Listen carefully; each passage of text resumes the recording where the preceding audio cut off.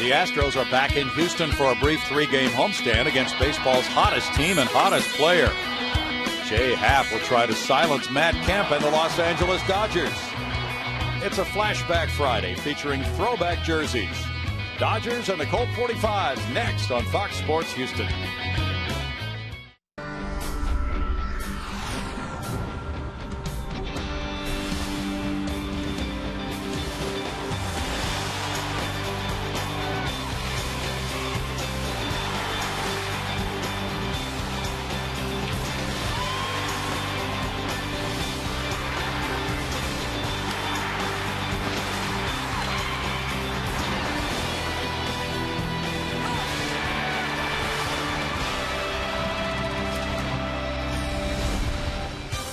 Live from Minute Maid Park in Houston, Texas, Fox Sports Houston brings you Houston Astros baseball. Tonight, the Astros open a brief three-game homestand.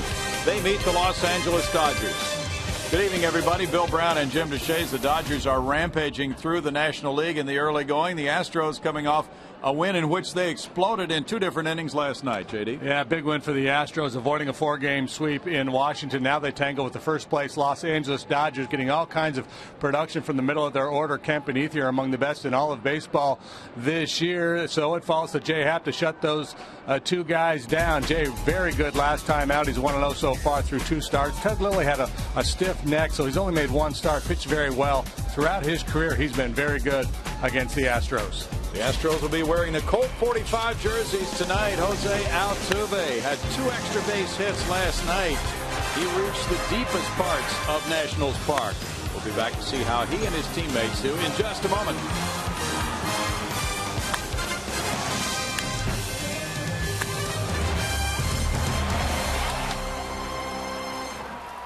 Fox Sports Houston is brought to you by the Progressive Insurance Group.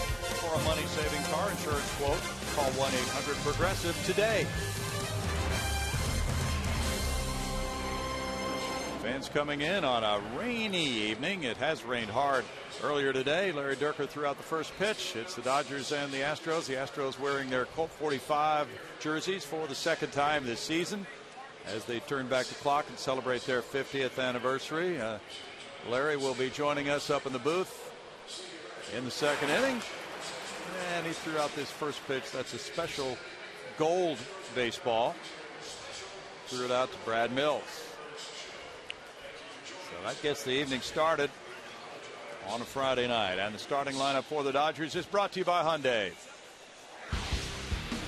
Don Mattingly's 51st birthday today, and he makes out this batting order. Justin Sellers at shortstop, Mark Ellis at second base, Matt Kemp at center field, Juan Rivera in left, Andre Ethier in right, Jerry Hairston Jr. at third base, James Loney at Houston at first, A.J. Ellis at catcher, Ted Lilly the pitcher. Jay Happ goes to the mound for the third time this year. You take a look at the numbers from his start Sunday against the Marlins. Very good work by Jay. 6 innings of 5-hit, 2-run baseball. Walked a couple, had a good heater that day, struck out 8, 100 pitches thrown for the left-hander.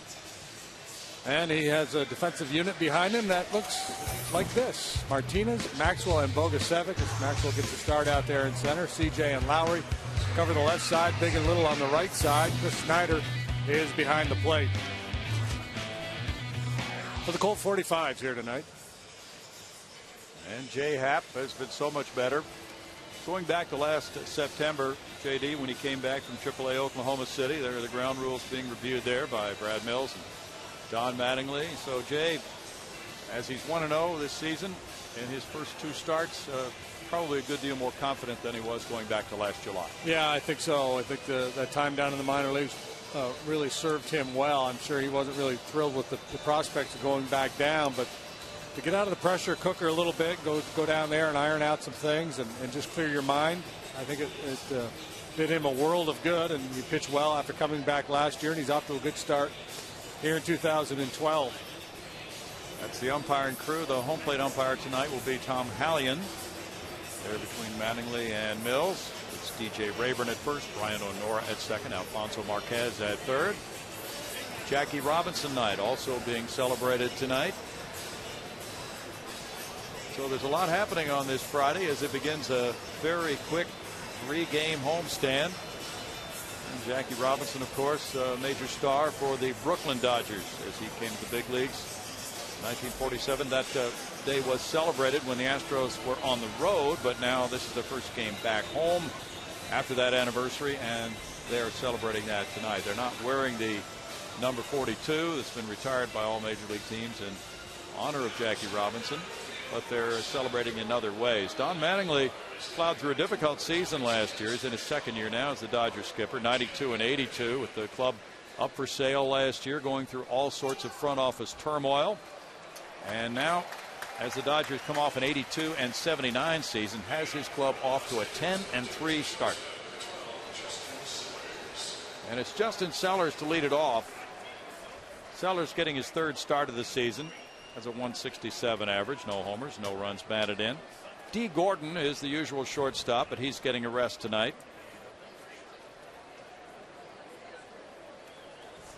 Sellers 26 years old. He's from Bellflower, California, Cal State Fullerton. There's strike one for Jay Happ. His dad was a pitcher in the big leagues, Jeff Sellers. Folks may remember him with the Red Sox. Justin was drafted by Oakland in 05. The Dodgers got him in a trade in 09. It's a 1-ball, 1-strike count to him. In Jay Happ's career, he's 0-1 against the Dodgers with a 1.69 ERA for 3 games, 2 as a starter. Sellers out in front of that one. Sellers made his major league debut against the Astros last August. He had 123 at-bats against them. Happ had it all going on last time against the Marlins, and there he shows a very good changeup. And it looks like he's coming back with another one. In the dirt this time for Chris Snyder. 2 balls, 2 strikes. The Astros off a 2-5 road trip. The Dodgers lost 2 of 3 in Milwaukee on their current trip, but they had swept their 6-game homestand, so they're undefeated at home. Ripped on a line and by a lunging Chris Johnson into left field. Sharp single. Sellers takes the turn, and the Dodgers have a man on for Mark Ellis. Pretty impressive swing of the bat there by Sellers after a couple of changeups. In the first one, a really good one. Sellers still able to get around on that fastball. You would think because of the changeup he'd be waiting back a little bit, might not be able to get to that good heater. It was moving in on him a little bit, but he showed a very quick bat there. He's aboard, and it's Mark Ellis, the veteran second baseman, following at 250 with 2 runs batted in. Good 389 on base average for Ellis, and he has scored 13 runs to rank among the league leaders. Currently on a 7-game hitting streak, and he looks at ball 1. He may feel a little freed up tonight because normally D. Gordon's the leadoff man, and when Gordon gets on, he's just one of the fastest guys in the league. So Ellis typically takes a lot of pitches to allow Gordon to try to steal. Sellers doesn't have that kind of a running game. I mean, he's capable of stealing it back, but he's not Gordon. Ellis looks at a ball, and that makes it 2-0 for Mark. 34 years old, drafted by Kansas City in '99. Brad Mills' club hoping that Jay Happ can put up a 0 here in the first. Last night the Astros batted first in Washington, and they fired out with 5 runs. Johnson backed up a few steps. Ellis took the pitch. It's 2-1 to Mark. Well, it's a pretty good handler of the bat. This is a good hit and run count should Don Mattingly want to put a play on. You're not as concerned though about hitting into a double play with Happ on the mound. He got one in his last start, but he's a fly ball pitcher, as is Lilly. Lilly may be one of the more extreme fly ball pitchers in the league. In the air, and center fielder Maxwell goes for it. Shortstop Lowry looking out to Martinez. JD with a catch, 1 out.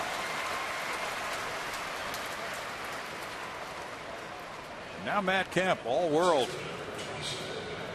He has been absolutely phenomenal this season. He's on an 8-game hitting streak right now, leading the league in many departments, including hits, total bases. Tied for the lead. Well, he is the leader in homers with 7. He's tied for the lead and runs batted in with 18. And there you see it. After a near triple crown last year, JD. I was going to say we might have to come up with a new feature called the Zach Levine Quote of the Day. Zach from the Chronicle, he usually gets off a good one, and today he said Kemp leads the league in everything except for power play goals. He has absolutely exploded on the scene. There is ball 1. After a couple of years ago hearing criticisms about his play, about the fact that some felt he wasn't totally dedicated to it. He had a fracas with Jeff Kent a few years ago. Imagine that. Foul back, and it's 1-1. Well, Matt, who's 27, has really blossomed now. Last year he led the league in homers and runs batted in. He was third in batting average and somehow did not win the MVP. Joey Votto did. But Matt Kemp truly has arrived. Well, you know, and I think the knock on Kemp may be a little bit unfair. When guys are this gifted athletically, people just expect things to come easily to them. And baseball's a different game. It's a skill game. It's not just athleticism. It takes a while for guys to polish those skills. 2-1 to Kemp during his 8-game hitting streak. He's 16 for 30. Hit an opposite field homer yesterday after 39 bombs last year. Driving in 126. Great numbers the last 3 years.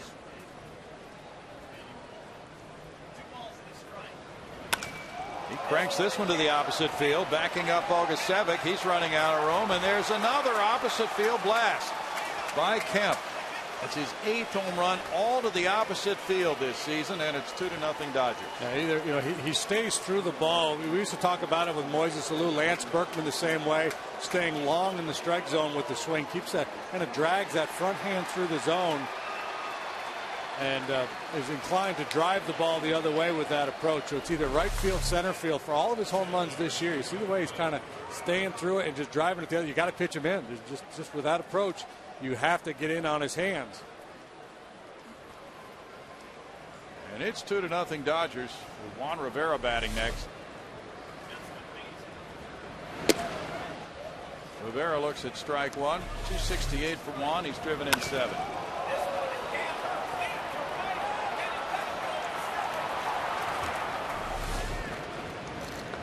Rivera looks at a breaking pitch that moves in for Jay into the strike zone.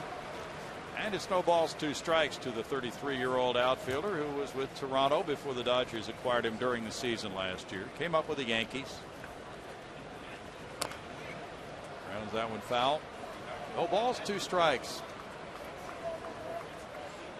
Dodgers have won 17 and they've lost 20 in games here at Minute Maid Park down through the years. They'll have Clayton Kershaw pitching tomorrow night against Kyle Weiland. Fly ball out over shortstop. Lowry drifts back. 2 down. And Jay likes to work up in the strike zone or above the strike zone with fastballs when he gets ahead, and that's what he did there with Rivera. Oh, this is a Kemp home run.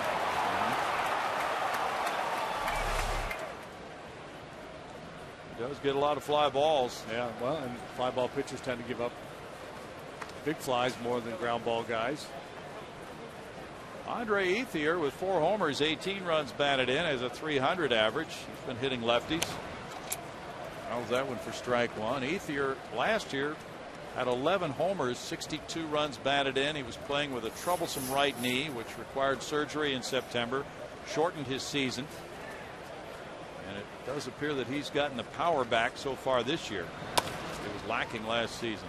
Goes off the side of the mound out to Lowry. And in the first, the Dodgers, who have outscored their opponents 16-3 in the first inning of their games, have the early 2-0 lead. At Kemp, the starting lineup for the Astros is brought to you by Hyundai. It's Justin Maxwell leading off in center field. Jose Altuve at second base. JD Martinez plays left field. The cleanup man is first baseman Carlos Lee. Followed by Chris Johnson, Jed Lowry, Brian Bogusevic, Chris Snyder, and Jay Happ. Steady as she goes, Ted Lilly for the Dodgers here tonight. You take a look at his numbers against the Astros. They're quite good. 7-3, 2.64 ERA through 15 starts. But you can pretty much pencil him in for double-digit wins at the start of the year. Usually gives you 12, 15 W's. Good, solid lefty. Has been for a number of years now. He delivers in his strike one to Justin Maxwell. Starting the night at 250 with 1 homer, 2 runs batted in. Justin's 2 for 5 against lefties in the early going. That one goes to left center field. Kemp over. And it's out number 1. I expect to see a lot of that with Lilly on the mound. I mentioned it last half. He's one of the more extreme fly ball pitchers. in the National League. See Kemp there with a little bobble as he's taking the ball out of his glove. Still would have been ruled an out. Well, we saw Kemp, who's out there with him. Well, Rivera's in left, Ethier's in right. Kemp, a Gold Glove winner last year. Sellers gets a start over Gordon at short. Hairston, he's been around forever. He's at third. Ellis and Loney cover the right side. Loney can really pick it. A.J. Ellis, he's a good story. An older guy, but settling in really as the full-time catcher for the first time. Jose Altuve had 348, has 5 runs batted in. He had a double and a triple last night. Strike call for Lilly, and that makes it 0-2. Jose with a good 380 on base average. Rocking the Sox, going old school. Gotta love it. It's a nice look. He'll get him 2 knocks tonight. He fouls that one. You know, he's a really interesting guy, JD, and it seems to be a quick study based on the work he's done in spring training going back to last year. He said, I know I'm not walking very much. Well, that's true. He's walked 3 times. But walked 3 times on the season. Sorry, couldn't help it. That doesn't tell the whole story, though. Well, he said 348. Right. At 348, you don't have to walk.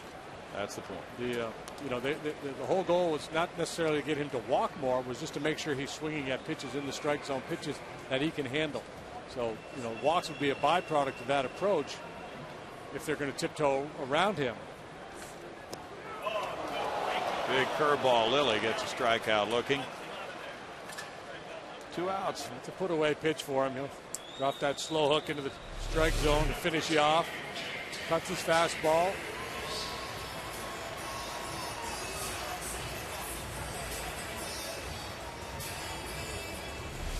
J.D. Martinez follows. 326, 3 homers, 12 runs batted in for J.D. Last weekend, a big one for him in Miami before family and friends. There's ball 1 to him. Just to finish the point on Altuve not walking, the bottom line is he's not a real big guy. He doesn't hit a lot of home runs, although he does have a lot more power than people probably think. But pitchers are going to attack that kind of a hitter. They're not going to nibble against guys that they don't think are going to take him out of the ballpark. Well, that's exactly what he said tonight during batting practice. He said, hey, I know that they think I can't hurt them with a home run, so when they fall behind in the count, they're going to come after me, and I may not walk as much because I'm getting hittable pitches when I'm in favorable counts. We should call him the piranha. There's an Altuve piranha that inhabits the waters of Venezuela. Oh, really? Yeah. Good research, JD. Yep. That's it. I'm done. I made my contribution. Go get him. Ball 4 puts J.D. Martinez on. 2-out walk for Lilly, who walked 1 in his first start in 7 innings. Ted was drafted by the Dodgers way back in '96 in the 23rd round, but 2 years later they traded him to Montreal, and then he began his various journeys around baseball to the Yankees, Toronto, the Cubs, back to the Dodgers in 2010. Carlos Lee at .259 with 1 homer has 9 driven in. Carlos Lee has more at bats against Ted Lilly than any other active hitter. He's 15 for 49, a .306 batting average, a home run and 3 driven in, and never has he struck out against Lilly. That's kind of an interesting factoid. Yeah, that's the longest stretch of at bats of any active hitter against the pitcher without striking out. 54 plate appearances.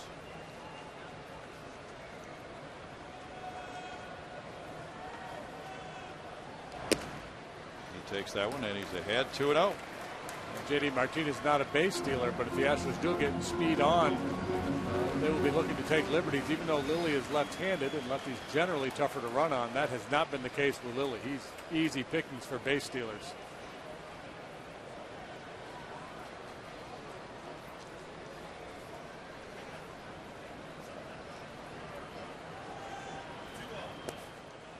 That looked pretty good, but it's called ball 3. The home plate umpire Tom Halley, and that makes it 3-0 for Lilly. At one point, Lilly had a 7-game winning streak against the Astros. That was through the '09 season. Since then, though, he's gone 0-2 against them. Chris Johnson on deck. Well, Lilly has the 4th best ERA for a career against the Astros among all active pitchers. Green light him right here.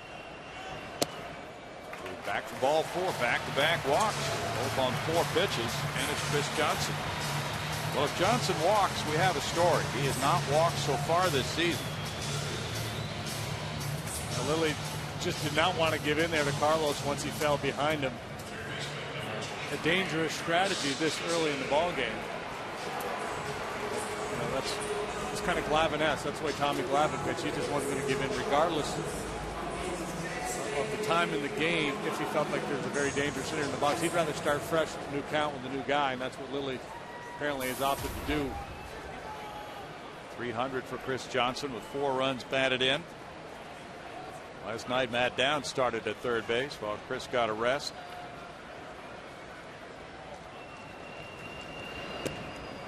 Previous night, Altuve and Martinez had the night off, and they both had big days yesterday. So good theme. We'll test that rest theory.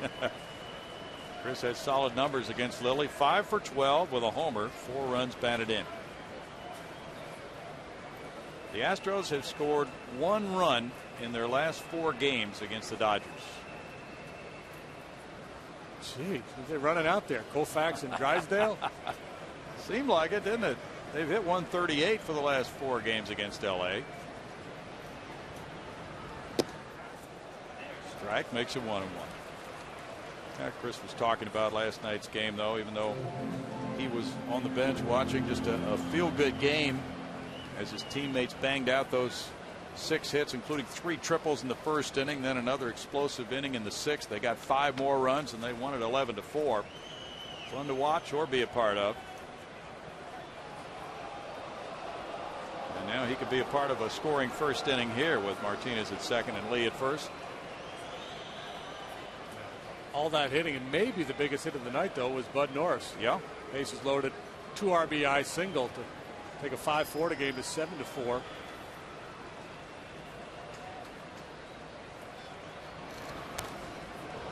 Foul ball makes it 1-2. Well, you know, we're only home for 3 days, JD. What is it, 60 hours, Dave Raven says? Something like that. Right. You know, the dry cleaner, it's going to be hard to get the clothes back. There's a lot of pressure, Browning. And then there's Chris Johnson's dog. What's going on with the dog? He's had his dog in a kennel, and he gets him out tonight, but then he has to put him in again Saturday because we're leaving again Sunday. He only gets the 1 day with his dog. Probably should just leave him right in there. Third foul. Well, maybe we'll just have to have a new policy with the club where pets are allowed 1 trip out of the year. A pet trip. Well, there are family trips, and maybe there's going to be a pet trip. That would be different. Dog days of August, literally. Bounced, and it's foul, third base side for Hairston. I mentioned earlier, Lilly not a real hard thrower, but he works effectively with his fastball because he's got a little cutter and he's got that good curveball. Plus, he's got some deception in his delivery, the way he kind of turns his back to the hitter. Has that little hesitation.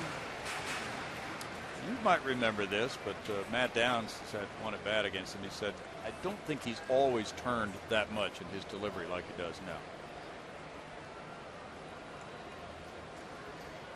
But it does, yeah, I don't know. Does cause the hitter to wait a little bit longer, doesn't it? Grounded to shortstop. There's Sellers over to second for the force play to Ellis. And it's no runs, no hits, 2 men stranded. Dodgers lead it 2-0 after 1.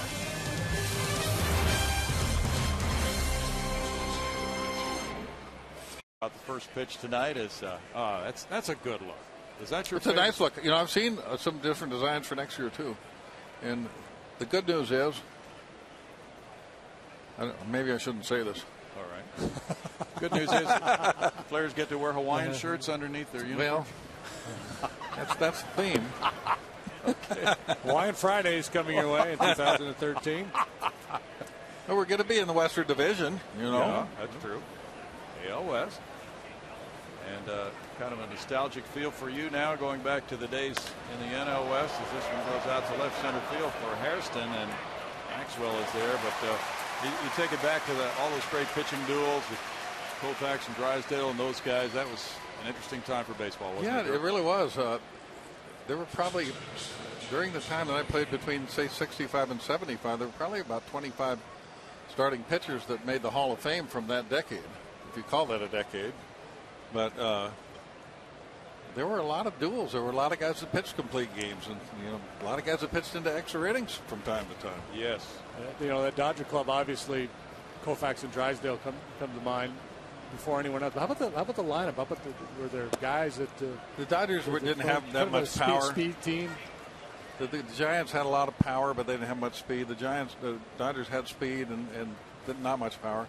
But it wasn't just those teams. The Marichal and Perry were with the Giants. You had Carlton and Gibson with the Phillies. You had Seaver and Fergie Jenkins. Others, Fergie Jenkins with them.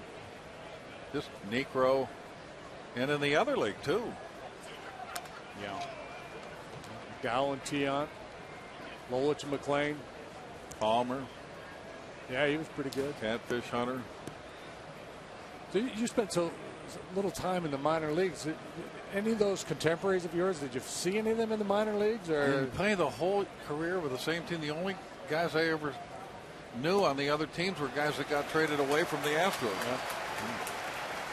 Only strikes out. 2 outs now. It's A.J. Ellis coming up next.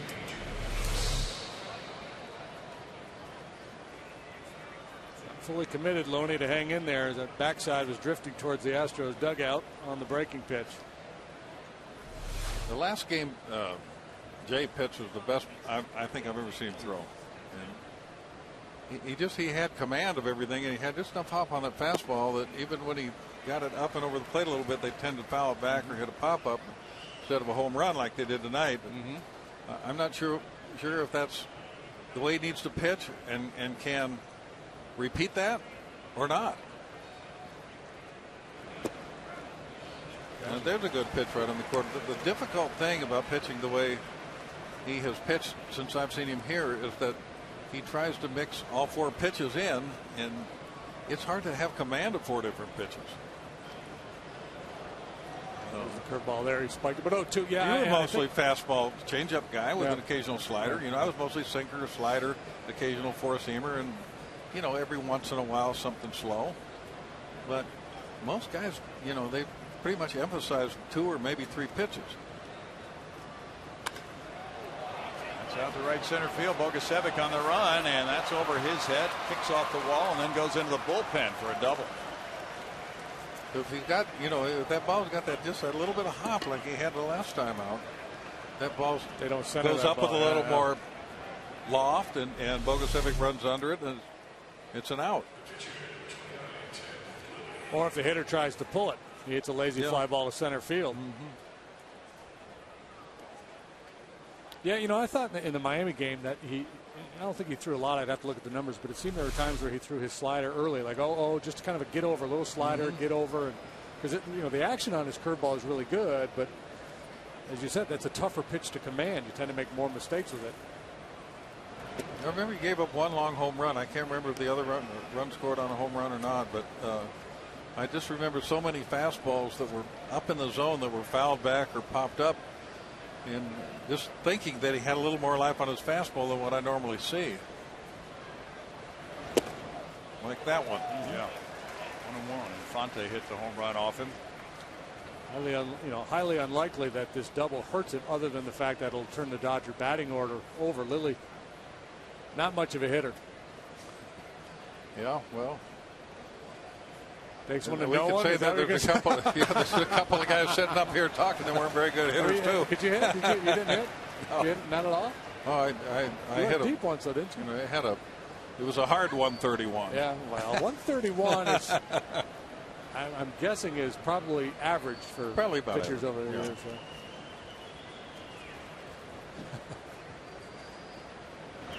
If you can't hit very well, at least you can swing hard. Yeah. And then if you happen to hit it, you might get an extra base hit. Did you find you had your best years as a hitter when you were having your best years as a pitcher? I never really even thought about that.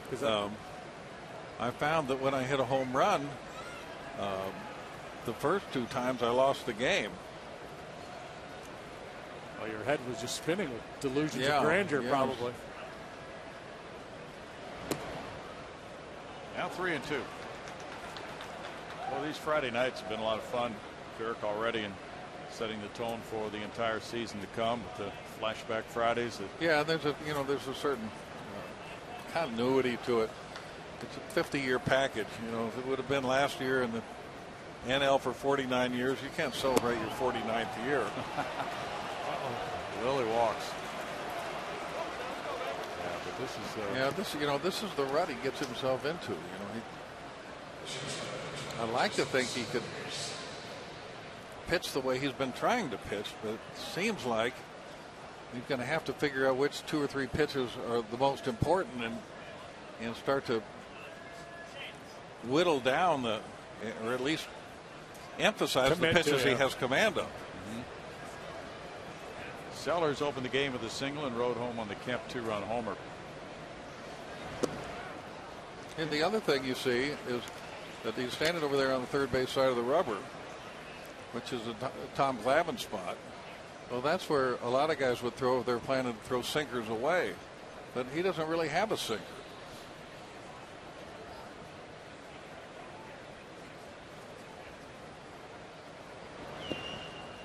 In the dirt for Chris Snyder. 1 ball and 1 strike. No, he'll throw some 2-seamers that will tail a little bit, but he doesn't sink the ball. Where do you stand? I stood on the first base side when I played. All lefties were on the first base side, and all righties were favored the third base side. Now it's almost reversed. Yeah, it's flip flop. I used to stand pretty much in the middle because I like the sinker and 2-seam ball to sink and tail a little bit.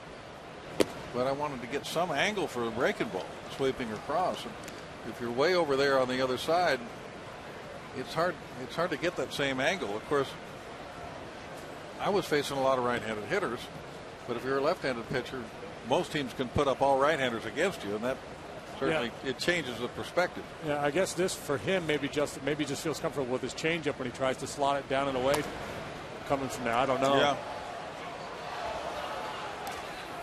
2 balls and 2 strikes. Good Friday night crowd enjoying the festivities tomorrow night. It's a nice crowd. I was concerned coming in here because of the rain. The traffic was real bad. I didn't get out here as early as you guys did, so I was thinking that might hold down the crowd, but it hasn't held it down much. Nope. A lot of folks in the upper deck. That's way up, and it's ball 3, a full count for Sellers now. Clayton Kershaw goes tomorrow night against Kyle Weiland. Clayton, kind of a modern day Sandy Koufax, Dirk. Yeah, I'm looking forward to seeing that. I saw him a few times last year. He had Koufax kind of numbers. He sure did. So the point is, come back and win tonight. Yeah, runners going, and it's fouled away. Those comeback wins really feel good in the clubhouse, aren't they, when you get down early and you're able to generate something? Yeah, and this club has shown some ability to do that, especially the first week or so of the season. It seemed like it came back practically every night. Sometimes you don't come all the way back and win, but you make it interesting. See if he trusts his changeup enough to throw it here. Nope, didn't need to. Got him on strikes. No runs, a hit, 2 men left. We'll be back with Larry Dierker with the score 2-0 Dodgers in just a moment.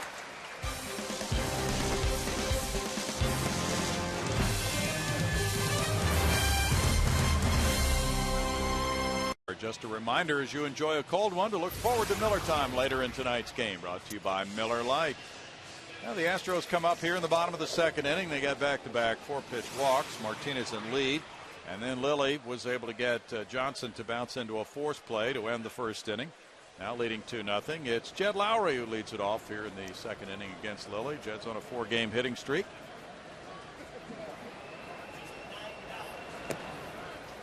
Here's strike 1 to him. Dirk, after watching all this Colt 45s and Astros baseball down through the years, you see top performers like Matt Kemp come in, Clayton Kershaw this weekend to play against the Astros, and people start drawing comparisons. Fly ball goes to right center field, and Kemp comes over.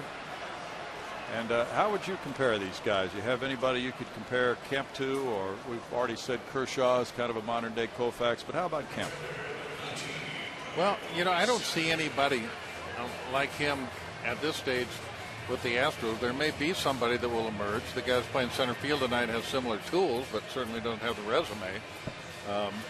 I like the guy that plays center field for the Pirates. And, I put him right up there talent-wise with almost with Kent. Maybe not quite as much home run power, but everything else. Brian Bogusevic. Kemp has apparently he's come out publicly and said he wants to be 50-50 guy this year. 50 home runs, 50 stolen bases. Got a pretty good start. Yeah. Boy. You don't get a chance to steal as many bases, though, if you're jogging that many times around the bases. But I guess so. In your era, I guess Mays would be the first guy that comes to mind, or Mantle with that kind of skill set. Yeah, well, they did, but Mantle didn't run much because the Yankees, as a team, didn't run. Yeah. But Willie ran quite a bit. Henry Aaron was not quite as fast, but he could steal, but he never, ever bunted. Mays bunted a lot. Oh, really? Would you say Mays then was the best athlete of your generation? Anybody you can think of? I'd say he was the most fun to watch. I'm not sure he had more athletic ability than Mantle. Bogusevic takes another 4-pitch walk. You talk about the crazy things that happen. I talked to Tony Kubek about Mantle one time, and I said, I was writing that book, and I said, what about his arm? I don't know what kind of an outfielder he was, and especially how he threw. And he said, you know what? He had a great arm until that so-and-so Jimmy Pearsall got him to get in a throwing for distance contest, and he hurt his arm. Interesting. They wouldn't allow that these days. Chris Snyder at 063 with 1 RBI. But they used to do that. They used to stand at home plate and see if they could throw it over the center field fence in those throwing contests. Yeah, could you imagine the reaction? Have a little trouble right here. GM just invested $180 million on a guy for 6 years and come to the ballpark and he's standing at a home plate trying to launch the ball over the wall. You get everybody to sign an idiot clause before. Popped up. A.J. Ellis off of the mask. Whoa! Yeah, he stayed with it and caught it. 2 down.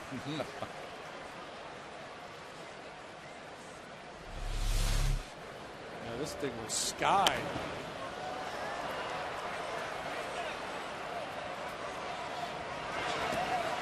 Yeah, you'd think we were at Candlestick Park. You used to see 2 or 3 plays like that every day there.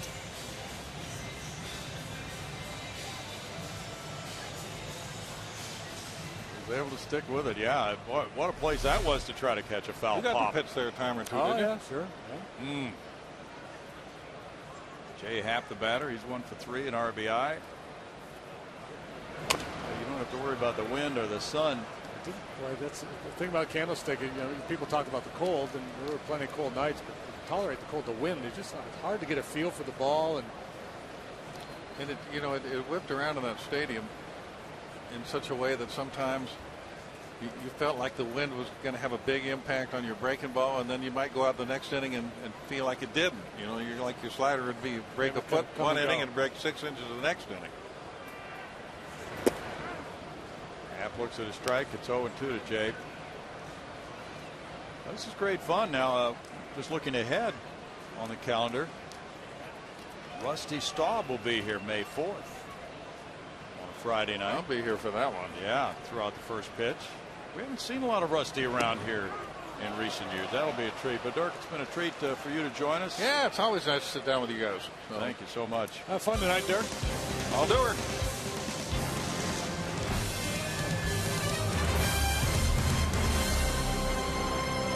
This season, presented by Minute Maid and Kroger. Kids can enjoy the free fun zone in Union Station before the game and run the bases post game. As an additional treat this Sunday, kids 14 and under will get $1 Bluebell Country Cones. So it's an old-fashioned Sunday at the park. On the bases, you got the fun zone, the ice cream cone. Tickets are available at Astros.com. Good weekend right here in Houston as the Astros have come back from a week on the road and getting ready for another week on the road. Jay Happ Starts Mark Ellis with a fastball, strike one. Ellis hit a fly ball to left in the first inning. It's 5 cities in a row for the Astros during this period of the schedule. Every 3 or 4 days they move on to another city. When they come back home in early May, they'll be here for a while, which will be nice for the fans to settle in. No balls, 2 strikes for Jay. That's a sharply hit single into center field. Yeah, he's been over on the mound. He'd love to have that one back. He was ahead 0-2, and Ellis wrapped it up the middle for an 8-game hitting streak. And not that, you know, I don't have as big an issue with 0-2 hits as some. Because sometimes you make a good pitch and a guy gets a hit. But he just didn't throw that ball where he wanted to. How about Matt Kemp? How good is he going? And what about the year he had last year? How does that compare with others down through the years? We're going to find out here momentarily. There, look at this. National League leader in home runs, RBIs, and runs since 1961. George Foster, Michael Jack Schmidt, Fat Albert Pujols, and Matt Kemp. Pretty good company there for the Dodgers center fielder. He hit the 2-run homer first time up. And there's ball 1 to Kemp. George Foster, you saw him, Brownie, in Cincy. Oh, you worked with him. Gosh, he was unbelievable. Those big forearms. He could do what Kemp has been doing. He could drive a ball out to right center.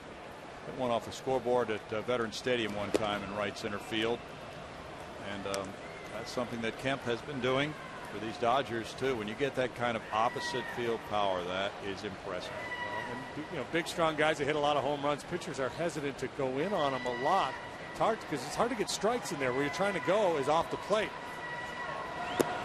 And that's the dilemma you face when you pitch against Kemp. So you want to crowd him, but for the most part, you're crowding him that's off the plate. So where are you going to get your strikes? Try to go down and away. He is proving that to be a very dangerous place to go. Maybe you try to get ahead with a breaking ball.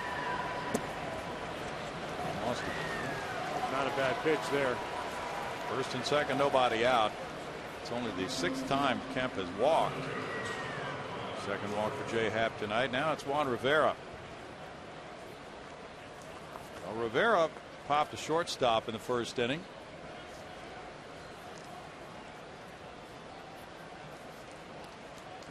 Dodgers off to this outstanding 10-3 start. Have a 3-game lead on defending NL West champ Arizona right now. Dodgers have been beating up on some lesser lights until they got to Milwaukee. And they lost 2 of 3. Yeah, they played the Padres a bunch already. And Pittsburgh swept the Pirates in a 3-game set, and they beat the Padres 6 out of 7. Fox Tracks brought to you by Steel. Jay Happ using the fine brush to paint the outside corner there. Yeah. And change up just off. Oh, he got the benefit of the doubt. 0-2. Well, this Kemp start is pretty historic, as you saw those players being compared to Kemp and vice versa, and how he's got people scurrying for the record books in the early part of this season with the production he's been able to put together. In the dirt. 1-2. And with Kemp's homer tonight, that was number 8. So he and Ethier have hit all but one of the Dodgers' 13 home runs. And now Kemp has 20 runs batted in, and Ethier has 18. He throw a little cut fastball in on his hands. He might get a ground ball and perhaps a double play. So 1-2.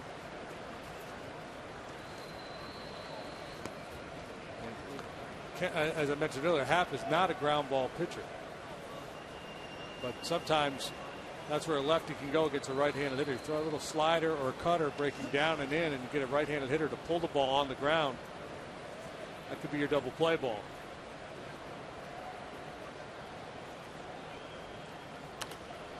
Popped up and out of play. That's a strikeout pitch there. The high riding fastball, and Rivera just able to get a piece to stay alive. Well, where's that note we had on this dynamic duo of the Dodgers and where they rank with their RBIs this far into the season? Well, for the first 13 games, Ethier with 18, And Kemp with 18 runs batted in, a total of 36. That ties the 2000 Mariners, Edgar Martinez and Alex Rodriguez. The only duo better was the 49 Red Sox, Vern Stevenson and Ted Williams. Oh, there it is. That's what I'm talking about. Chris Johnson gets it to Altuve on over to Lee, and that is exactly what you referred to. Exactly the one we were looking for. Boy, a step towards the line. We might have had 3. That would have been exciting after all the triples yesterday. A triple play today. Yes. Oh, my. We'll settle for 2, though. They got the slider in on a little bit. Hit it hard, which helps when you got to go around the horn for the double play. You like that ground ball to have a little pace on it. That allows Altuve to make the turn unfettered there. Yep. And it kept. He can fetter you. I mean, he's a big guy when he gets going. He can knock you into the left field wall. Andre Ethier grounded out earlier to short. And this one heads for right center field. In for an RBI single to make it 3-0 Dodgers. Ethier picks up his 19th run batted in. So now it's a total of 39 for these two, Kemp and Ethier. Well, and we had that graphic earlier showing how good Ethier has been against left-handed pitching this year.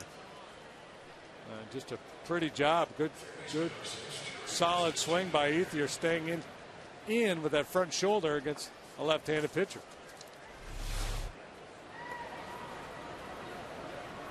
Dodgers have 5 hits.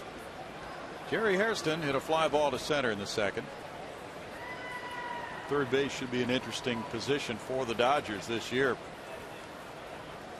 They signed Juan Uribe prior to last season as a free agent. He's on the bench tonight as Hairston plays third. There is strike 1 to him. Hairston made a spectacular diving play yesterday in Milwaukee.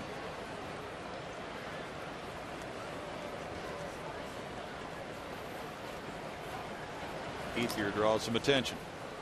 Who's the last Dodger third baseman that kind of took over that position and settled in there for a good 5 years or so? I'm trying to think. It seems like it's been a revolving door. Yeah, just trying to remember. Yeah, and maybe I'm probably forgetting somebody. That is a really good question.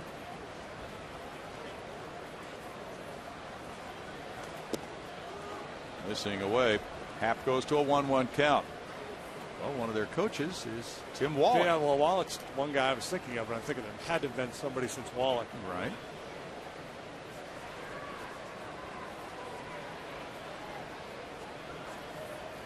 Billy Miller play a little bit for them at third base.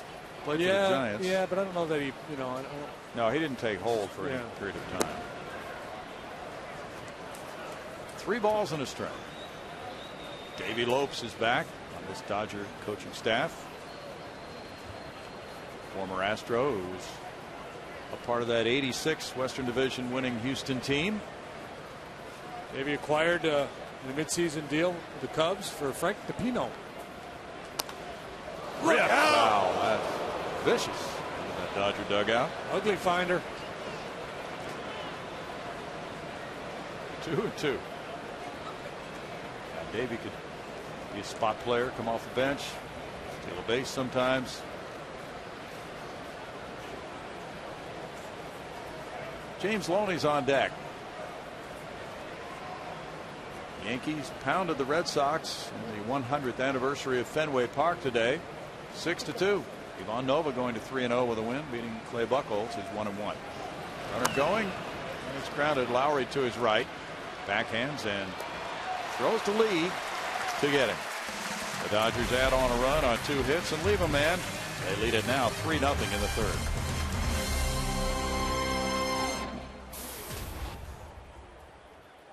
And Greg Lucas is away doing a college event this weekend. Let's see what our AT&T trivia question poses for us. Greg normally has this. Who are the only 2 Astros with 15 or more career wins against the Dodgers? 15 or more career wins. Well, I know that's a lot of wins. Yeah. Is this for the Astros or could it be for any team? Partially for the Astros. Yeah. Astros only 15 wins. Scotty was really good against the Dodgers. I don't know if he had 15 wins. I think he had the highest winning percentage of any Astro pitcher against the Dodgers. All right, let's go with Scotty. How about Nolan? Think he beat him that many times? Pitched a no-hitter against him. We know that. Strike 1 to Maxwell. You got to think longevity, right? Yeah. I think longevity. Maybe Don Wilson. JR did. Did a lot of damage against them. He had at least 13 wins in a row against them. Oh, let's go with JR. So let's go with JR. JR and Nolan? Yeah. 1-1. But it could have been Scotty, as you said.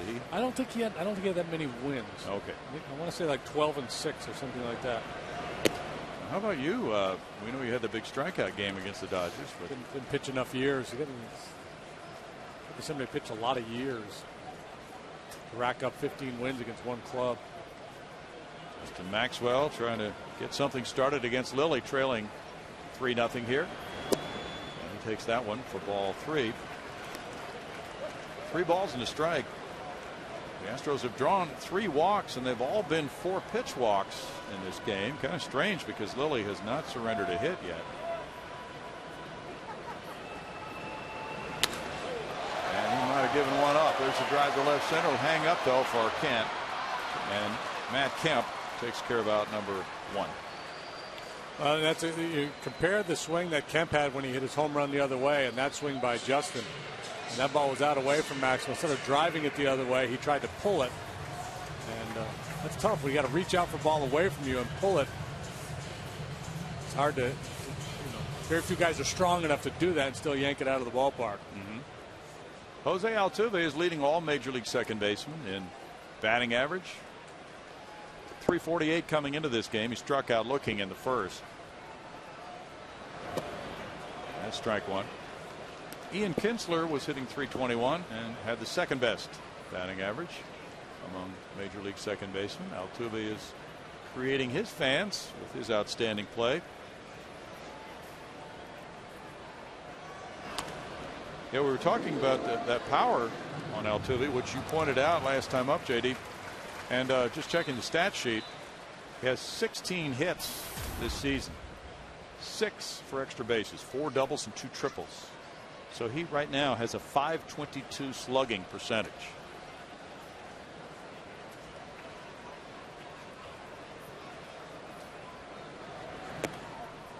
Yeah. Well, again, we talked about the lack of walks, but when you hit like that, you don't need to walk.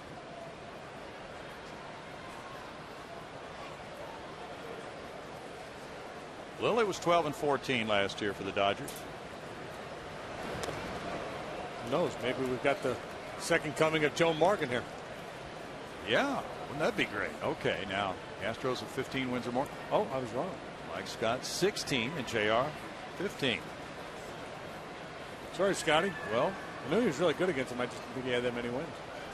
He did very well, didn't he? Isn't Scotty coming back this year? Bouncer third, and that one is deflected over to foul ground, and Altuve's headed for second. Here's the throw, and it's there ahead, and he is out. Hairston was able to dive for the ball, then scramble up, go get it, and make the play at second base. A 5-4 play for out number 2. Well, Hairston made a heroic play for the Dodgers yesterday against Milwaukee, and this is just a great hustle play here. Look how quickly he gets to his feet, runs this ball down, and then the jump throw to second base. That is one fine play. He dives to his right, and now he gets up and he slides to his left. Yeah, that is impressive. Oh, gosh. Evasive action taken there by Altuve, but the tag applied. You know, it's a good try, trying to get 2 there. You just don't, it's one of those deals. You're going to force a guy to make a play, and the guy made a play. Now, did he actually tag him? The ball was there, but, like he did. 2 outs. Yeah, that was interesting. That was a great try by Altuve. And I wouldn't fault Altuve for trying for second base on that. No. At all. No, I mean, he's just responding to Meach anyway. Meach is looking at him, telling him, go, go, go, go. They took a superb play by Hairston. Just a terrific play by Hairston. But when you think about the quickness he had to have to get Altuve, diving to his right, and then he was able to get to his feet immediately, go after that ball, slide, get up, and make a nice throw. It took a terrific play to get Altuve. JD fouls it away. 2-2. They got the piranha. Yeah, he did.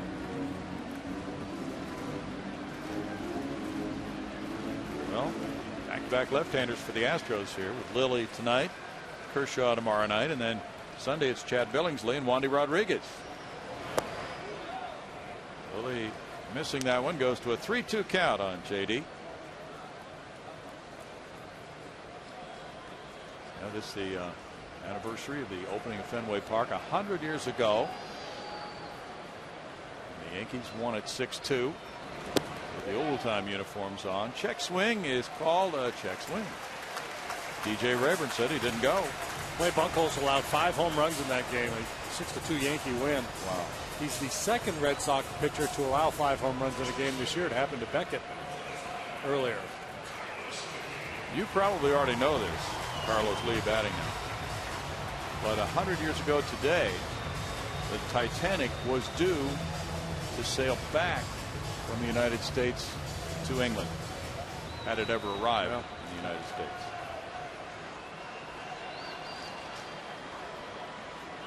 I did not know that. Navin Field opened on this same day in Detroit 100 years ago. I do know that President Taft didn't throw out the first pitch of 1912 because his buddy Archibald Butt died on the Titanic. That's true. Lee looks at ball 1.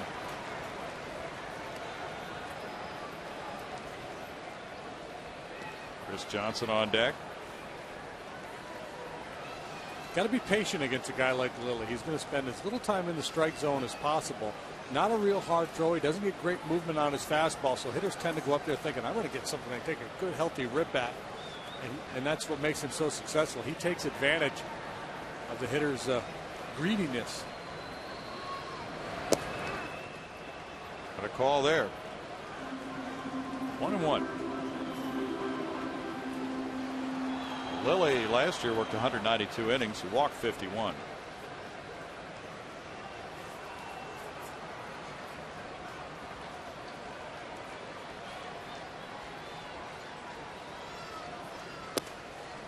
Carlos takes it. 2 balls and a strike. The Dodgers have a 3.13 staff ERA. That is 5th best in the National League. Their closer is Javi Guerra, and he leads the league in saves with 6 already.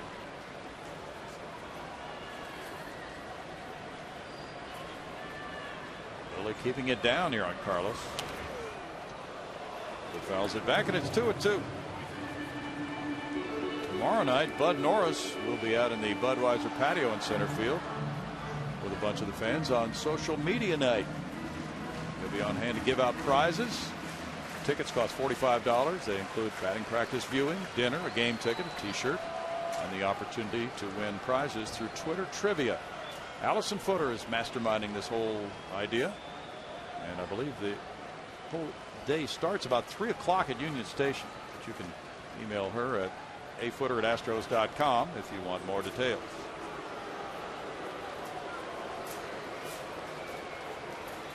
Now 2-2 to Carlos, who has never struck out off Ted Lilly. Now he's got 2 strikes. Oh, you're risky to bring that up. Certain amount of drama building here. And I'm guessing neither one of them knows that Theodore Roosevelt Lilly has never struck out El Caballo. Theodore Roosevelt, is that true? That is true. That's his middle name. Nice. Got him. Uh-oh. Wow. First. No runs, a hit, a man left after 3. It's 3-0 Dodgers.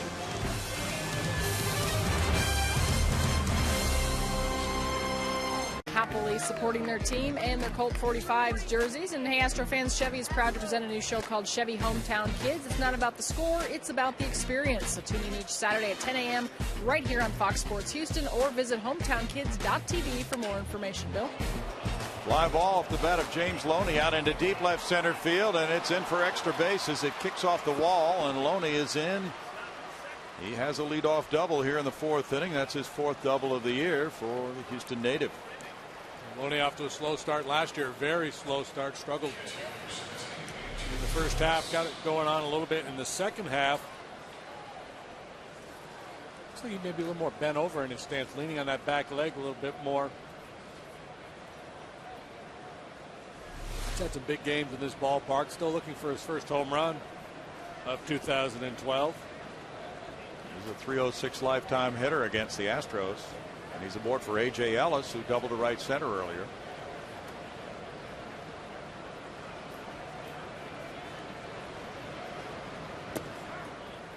That's strike one. Earlier we were having that conversation about Dodgers third baseman. Adrian Beltre. That's right. He was there 2, 3, 4, pretty much 6 full years, 99 through 2004. It's been a while, hasn't it? Since they've had a guy establish himself at that position and stay for a while. 1-1 the count. Jay Happ's allowed 6 hits, 3 runs so far. He's walked 2. Got a double play ball in the last inning. Bouncer up the middle here. Altuve gets in front of it, throwing off balance to Lee. Good play. Loney advancing on the Ellis ground out. 1 out. Tim Wallach, the third base coach. Ellis, a little bit of an inside out swing on that breaking ball. He's out, but he pushes Loney over to third base with just 1 out.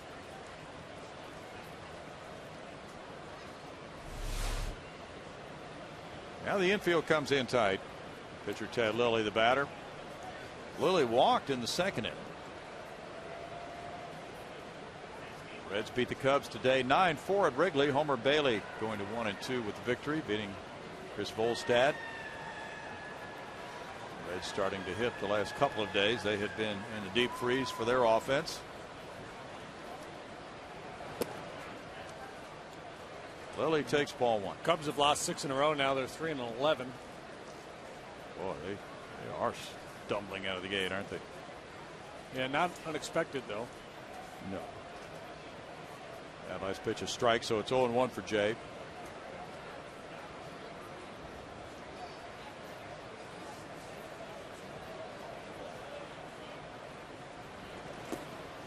Lilly lunges at that one.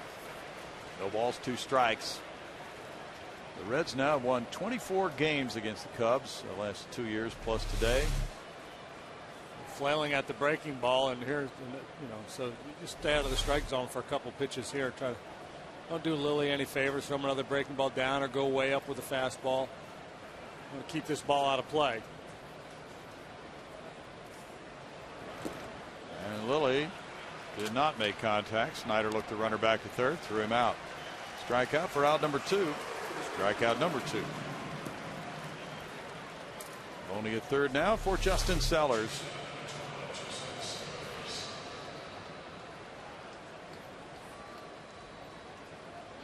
Snyder with a couple shuffles, knows he has plenty of time to get Lilly, so he wants to make sure he's got Loney headed back to the bag.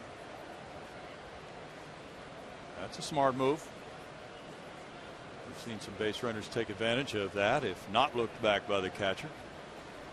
Sellers opened the game with a hit to left, and then he struck out. That's ball 1. Dodgers really like the ability that D. Gordon has to change the complexion of a game offensively with his speed. He's resting tonight.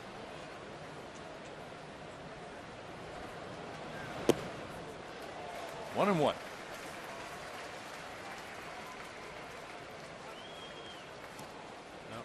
Big confrontation here.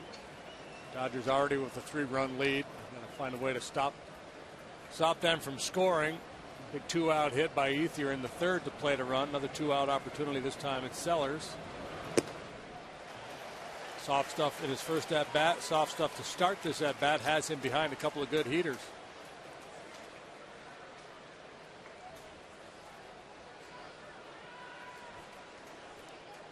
Johnson, Lowry, and Bogusevic are due up in the bottom of this inning. Snyder wants it up. 2-2. Jay Happ is 10-7 here at Minute Maid Park in his career with a 4.01 ERA.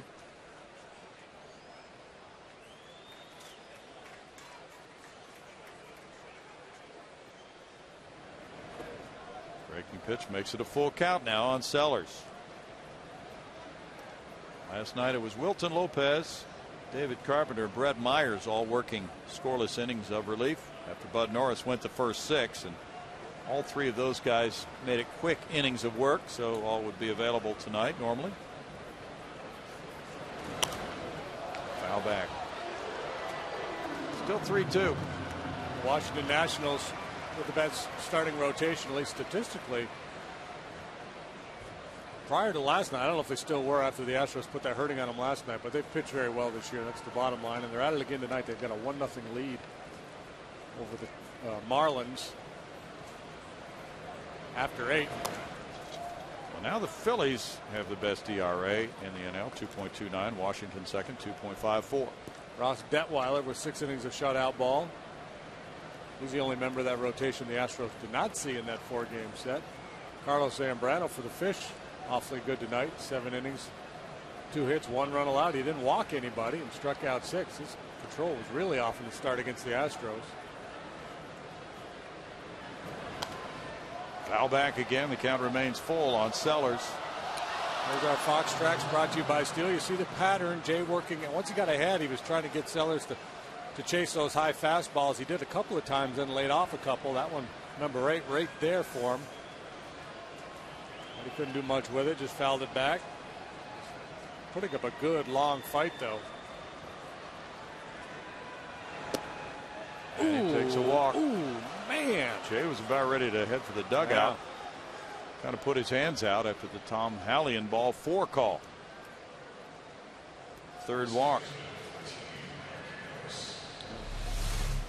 I think sometimes umpires get into swing mode the way hitters do. You know, after all these foul balls along at bat like that, they're just expecting the ball to be put in play or a swing. And you seem to see that a lot, those lengthy at bats. Brad Mills coming out, sensing a little frustration perhaps after that way that Happ reacted. You know, I was talking with Jay a few days ago, JD, and I made the statement to him that I didn't think he was getting calls on pitches similar to that in his last start, where the umpire sets up the inside corner, right-handed batter, left-handed pitcher throws a slider maybe that he ought to be able to see coming right there, but sometimes you think if a pitcher just doesn't get that call, he's going to shy away from that after a while. You don't get that call. As a former left-handed pitcher, I'll tell you, it's hard to get that pitch called. Millsy's letting Hallion know that he thought that ball was a strike too.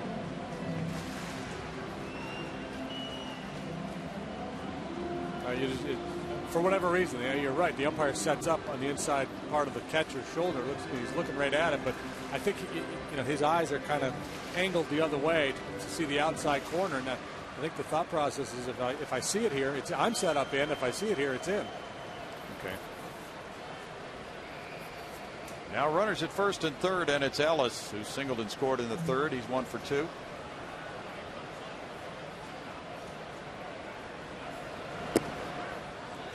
That ball looks maybe out when he's calling, and maybe that's our camera angle too. That's the other part of it. Right. But most umpires, if they're going to give you a little bit more, it seems like they give you more away than in. And that's what happened. More calls. Yeah, last time for Jay, that is what happened also in that game. He was getting the outside corner calls. That's driven to right field. Bogusevic backing on it. In the 4th inning, it's no runs, 1 hit, 2 men stranded. It's 3-0. And the Astros come up against the Dodgers in just a moment in the 4th. Brought to you by Jack in the Box. Right now at Jack in the Box, you can try the new Chipotle Chicken Club. Make it a combo with fries and a drink. And by the all-new Mazda CX-5 with 35 highway miles per gallon. Home Run Alley here at Minute Maid Park. 3,000 hits for Craig Biggio. And folks can relive those big moments like June 28, 2007 when he got number 3,000. 3-0 Dodgers. Chris Johnson out in front of a 77-mile-per-hour pitch from Ted Lilly for strike 1.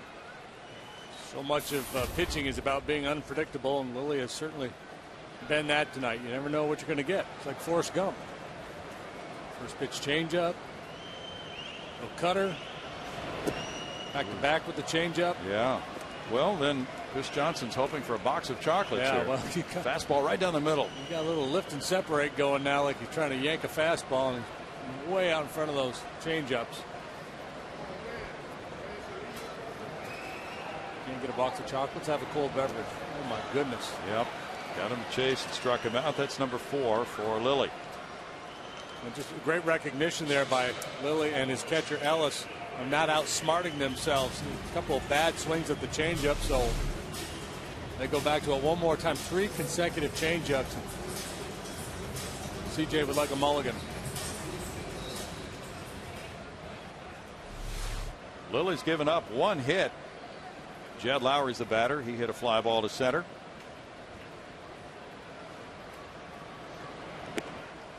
Big looping pitch is high for ball 1. Jed and his wife Melissa are sponsoring Jedi Warriors this year.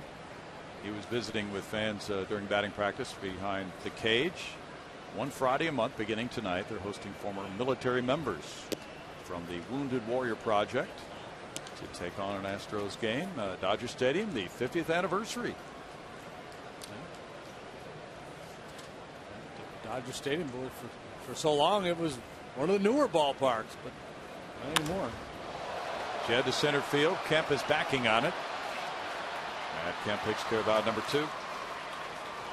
Well, in 1962, the first year of the Colt 45s, and the first year of Dodger Stadium, the Astros were not in existence yet, but the Colt 45s went to Dodger Stadium and got a couple of big late season wins as the Dodgers were trying to make the playoffs. They were in that battle with the Giants, and on September 25th, the Colt 45s won it 3-2 in the 10th on an Al Spangler homer, and then again a couple of days later they got a win 8-6 on a Roman Mejias homer off Sandy Koufax. Brian Bogusevic walked on 4 pitches earlier, and then you were talking about that I believe last night, JD. Then the Giants and Dodgers went into a best-of-3 playoff, and the Giants won it. So the Colt 45s really dealt the Dodgers a couple of big setbacks late in that season.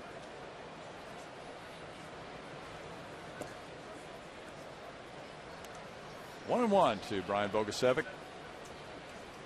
Giants lead the Mets 3-2 at New York in the bottom of the 7th inning. Former Met Angel Pagano hit his first for San Francisco. Up the middle and into right center field. Bogusevic is aboard with hit number 2 for the Astros. Takes a big turn. Kemp gets it back in. All right, folks, Flashback Friday tonight with the Colt 45 jerseys. Your next chance will be Friday, May 4th. The Cardinals are in town, and Le Grand Orange, Rusty Staub, will toss out the ceremonial first pitch. Astros will wear the 1960s shooting star uniform pictured there. Tickets available at Astros.com, so that should be a lot of fun. And we'll get a chance to visit with Rusty Staub, catch up with him, see what's going on in his world. Well, he does a lot of charity work. Chris Snyder is the batter. He fouled out to the catcher back in the 2nd inning, but has not been to Houston too often lately. There goes Bogusevic, and the throw from Ellis. Not in time to get him. Well, it's just a matter of time. You know, there's certain game situations that dictate don't run, but when the pitcher on the mound has a history like Lilly does, if you got a guy who can run a little bit, you're looking to take that base. You can see that hitch in his delivery, the way he turns his back to the catcher. Takes him a while to unload. A nice throw by Ellis, but Bogusevic clearly safe. His first steal of the year in his first try. Pitch was ball 1. Snyder looks at it. It's even at 1-1 with Jay Happ on deck. Tampa Bay leads 4-2 after 6 at home against Minnesota. Longoria and Joyce have gone deep for the Rays. Washington 2, Miami nothing. Bottom of the 8th in Washington. Rick Ankiel hit his first. Ripped into left field. Bogusevic's being sent home by Dave Clark. Here's the throw to the plate from Rivera. It drifts offline, and it's 3-1 now. Snyder picks up his 2nd RBI with a sharp single to left. A little bit surprised that Lilly was so aggressive there with Snyder. Maybe didn't make the pitch he wanted to make with the pitcher on deck. The way he has pitched tonight, he's been very hesitant to challenge in the strike zone, and now with the man in scoring position, he throws one right there for Chris Snyder. Rivera had him dead to rights if he was trying to make it to the dugout. The goal was home plate.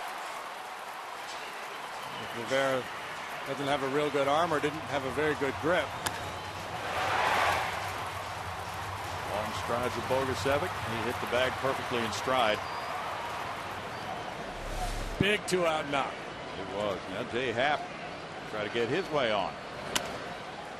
He flares one, and the third baseman Hairston goes into foul ground to end the Astros' fourth. 1 run scoring on 2 hits and 1 man left. 3-1 Dodgers.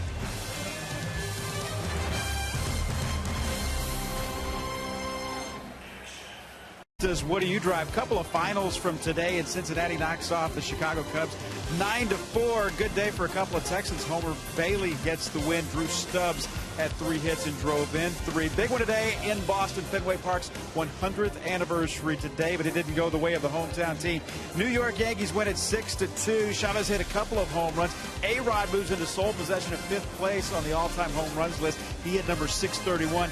Next up, the Say Hey Kid at 660. Ivan Nova won his 15th consecutive regular season start. Clay Buchholz for the 2nd straight game gives up 4 runs in the first. That's the Mazda game break. Brownie, JD, back to you. Thank you, Kevin. Good Friday night here at Minute Maid Park. Normally there are fireworks after the game, but tonight because of weather that will not be the case. 3-1, the Dodgers lead it. Here's the 5th inning. And Matt Kemp. Oh, there he goes, looking the other way again. He has a homer, which drove in 2 in the first, and a walk. Kemp also has a consecutive game playing streak. This is number 379 in a row since the last one he missed, August 18th, 2009. He taps this one, and here's Chris Johnson coming in, barehanding and throwing late. Infield hit for Kemp. Early in the ball game, we had Larry Dierker on with us, and we were talking about Kemp and his athleticism and who he might remind us of. We talked about Mantle, and it's kind of like a Mantle-esque game so far. The home run and now an infield hit because of the wheel. It doesn't run like Mantle. Mantle was a speed demon, but Kemp runs very well. There you see it.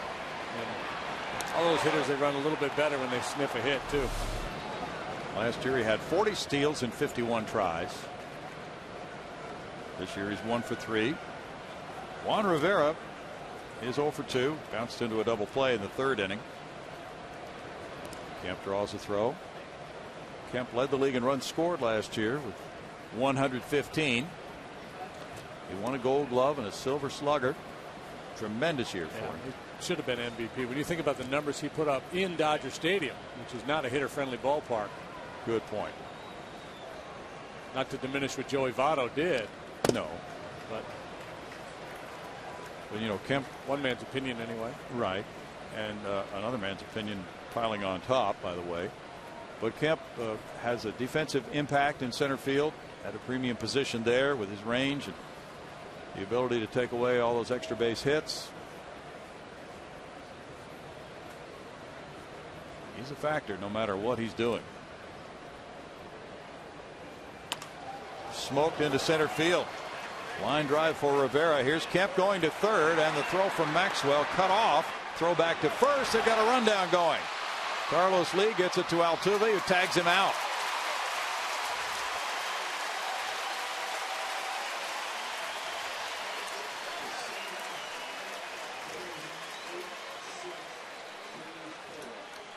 .8634 to mark your scorebook. Good base running by Kemp going 1st and 3rd. Justin Maxwell had arm surgery last year. Doesn't throw all that well, so good aggressive base running by Kemp and not so much by Rivera.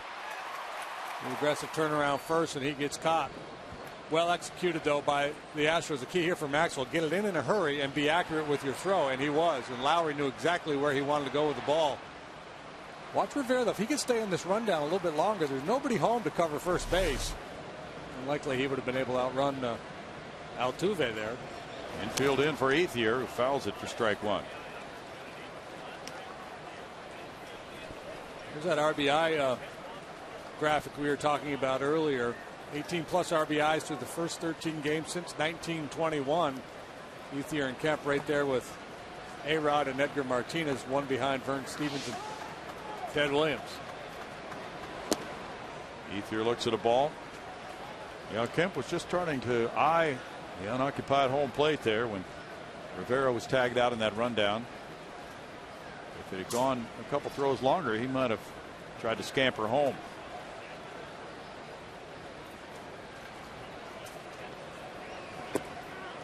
Fake throw to third by Snyder. Well, if he tried to scamper home and gotten thrown out, Ethier would have sabotaged his locker or something.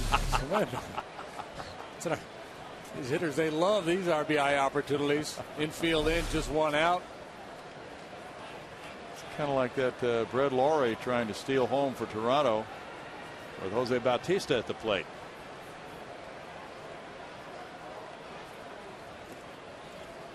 Snyder blocks it. It's 2 balls, 2 strikes to Ethier now. Yeah, well, having said that, if I'm Jay Happ, I don't give in to Ethier here. I try to prey on his greed to drive in that run. I'm thinking, he's off to a great start. He's seeing the ball well, driving in a lot of runs. He's got a man on third base.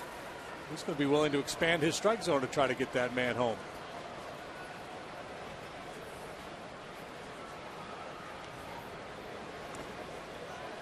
Foul ball. So much so that he took a half a swing and a ball at his elbow. Well, see, and the other part is if you end up walking him, well, you got the double play in order. It's not the end of the world. Right.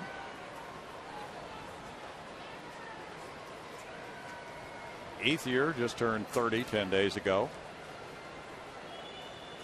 An Arizona Stater. Second round pick of Oakland in 03. Traded to the Dodgers for Milton Bradley. Ground ball short, runner coming to the plate. Here's Lowry's throw to Snyder, and Kemp is out.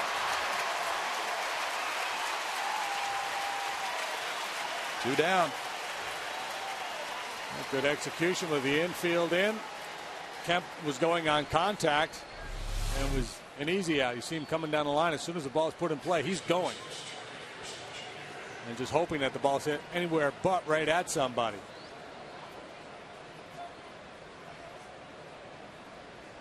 Lowry has had 2 good throws to retire base runners. You got Rivera as a part of that rundown, and now guns down Kemp at the plate. Yeah, and base runners are taught when they're going on contact to go and push ahead to try to score the run. But at a play like that, when it's right at the shortstop, I think you have to realize you're going to be an easy out of home. Try to stay in the rundown and allow that back runner to get into scoring position. And then you haven't lost all that much. Hairston looks at ball 1. He's 0 for 2. Bagwell would have gotten in a rundown there. Yeah. He was a really smart base runner. Very good base runner. Kansas City 2, Toronto 1. They're in the top of the 5th at KC. Mike Moustakas hit his second home run.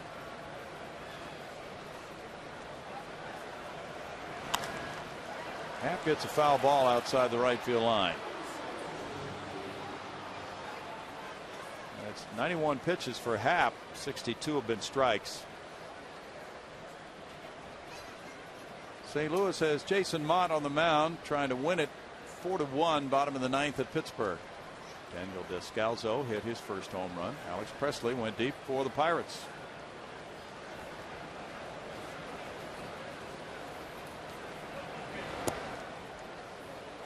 Two balls and a strike to Hairston, who brings versatility to the Dodger club.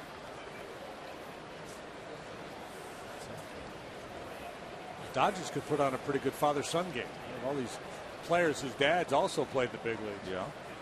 Hairston's case, dad and grandfather. Sellers' father. Gordon's dad was Flash Gordon, the pitcher. Rip foul. Nice play, glove saving a beauty by Cujo. How about that? Yeah.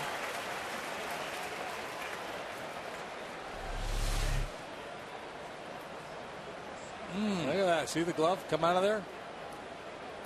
A hero. Somebody behind him would have gotten smoked had he not made that play. 2-2. Is that Mike McCroskey? It is Mike McCroskey. sang the national anthem at the baseball dinner, and he's a Sabre member. Wow. He can do it all. Yeah. 3 balls, 2 strikes to Hairston. And again, the fan who makes a play with the glove always gets a louder ovation than the guy that makes a barehanded play. I'm not sure why. But just applauding his foresight and bringing his glove to the game. That's it. Planning. He planned for this moment. Popped up, and now Carlos Lee looks at Snyder is calling. Snyder squeezes it. No runs, 2 hits, couple of men left, 1 man left on base. That guy made a great catch, and a couple of guys thrown out on the bases by Jed Lowry. And there's McCroskey with the big play of the inning. Lead it. They have Ted Lilly on the mound. They've out hit the Astros 8-3, bottom of the 5th inning. Big curveball, strike 1 to Justin Maxwell, who's 0 for 2 in this game. Maxwell came up and delivered a pinch 2-run homer in the 8th inning here against Atlanta on April 9th.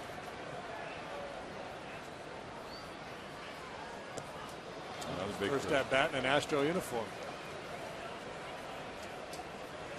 Playing tonight in center field with Jordan Schaefer resting. Jordan's been under the weather with a cold and probably will play tomorrow night against the lefty Clayton Kershaw. Grounded to third, 2-hopper for Hairston.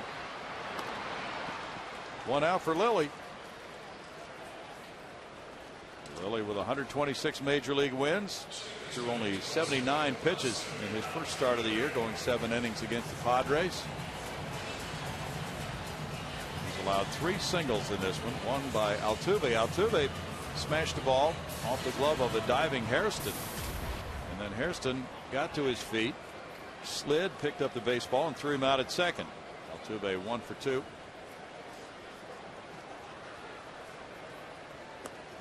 Pretty good command of that breaking pitch tonight. He really has. This is just his 2nd start of the year. 7 innings of 2-hit baseball, shutout baseball against the Padres in his first start. They allowed a run, but it was unearned. Check swing.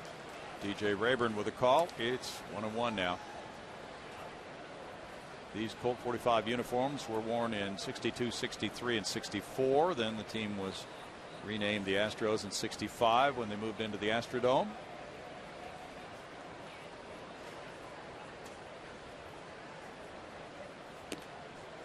Major League Baseball at first not allowing the Astros to wear these uniform shirts with the revolvers on them, but then left it up to the club to make the decision. The T-shirt giveaway for tonight to the first 10,000 fans, not including the revolver, because those shirts had already been ordered before the club was allowed to make the decision. But now on one of those weekend dates in September, 21st through the 23rd, you'll see the Colt shirt for the fans with the revolver on it. New shirts have been ordered.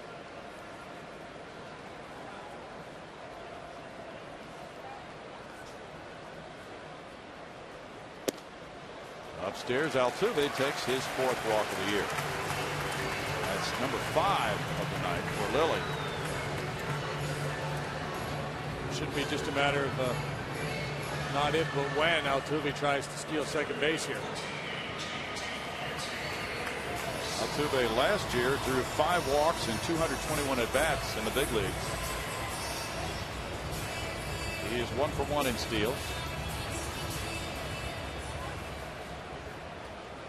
You have to be a little bit cautious because you're down 2 runs and the next 2 guys certainly capable of tying the ball game with 1 swing. Ryan Bogusevic stole second in the 4th inning, and he came around to score on a hit by Chris Snyder.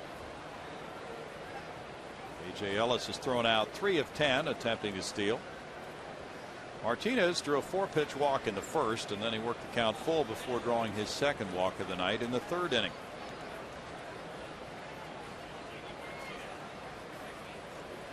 Runner takes off with a big jump. The throw will not get him. Big jump by Altuve. He's 2 for 2 in steals this year. Wasn't a whole lot A.J. Ellis to do to make it. The scouting report steal. They know how slow Lilly is to home plate, so even though you've got the tying run in the batter's box, you're so confident that you're going to be able to steal that bag, you go ahead and run. So Altuve beat the law firm of Ellis and Ellis. A.J. throwing to Mark. Steal that base. And the pitch was a strike to JD.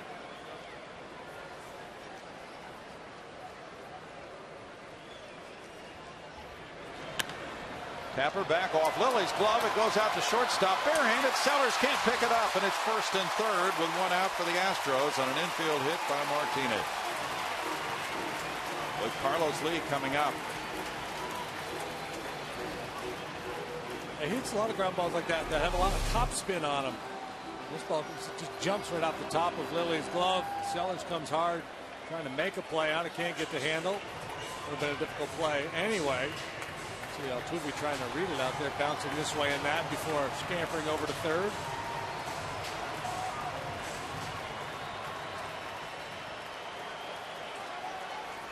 He can defend your point guard, couldn't he? Yeah, you bet he could.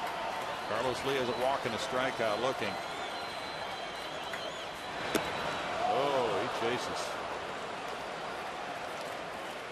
Carlos, when this game began, had the most consecutive plate appearances without striking out against any active pitcher.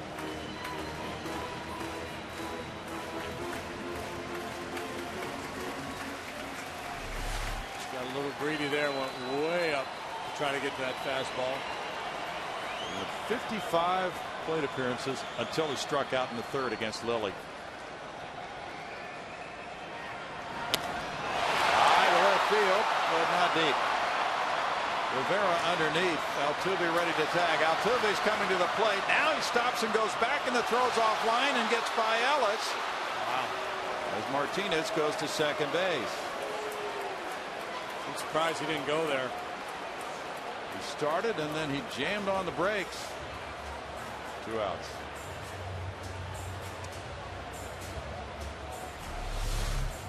Rivera's made 2 wide throws in this game. Rivera well positioned behind that ball, had some momentum coming into the throw. And I thought it was deep enough to take a shot there, especially given how offline his previous throw was. But I don't know what the scouting report on Rivera is either. Not sure what made him stop. Chris Johnson will try to give the Astros a lift. Drive in runners at second and third to tie the game. He's 0 for 2. He was lunging at off-speed stuff last time. Off he takes a curve. The ball 1.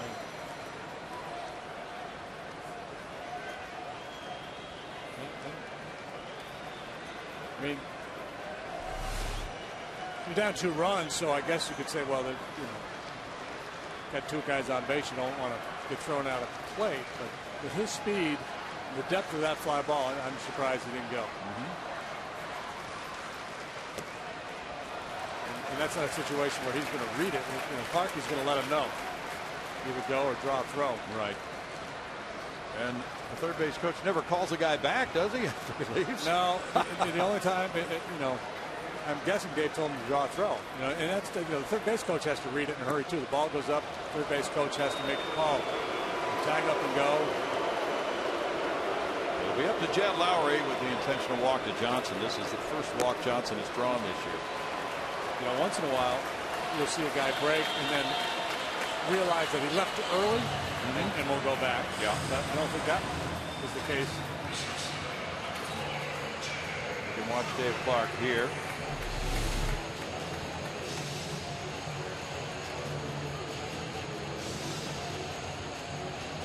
That may have been the strategy all along. Draw a throw. Not sure what he was told. Now bases loaded for Lowry. The Astros have 2 hits and 15 at-bats with the bases loaded as a team. Lowry with 1 grand slam in his career. This is his better side as a switch hitter. He is 0 for 2 tonight. 2 fly balls to center.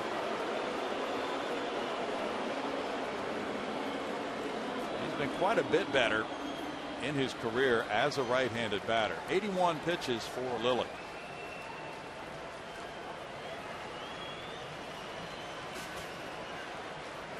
We've seen Lilly pitch a lot of games like this one, where he walks a lot of guys, doesn't give up a lot of hits, and is able to work his way out of jams.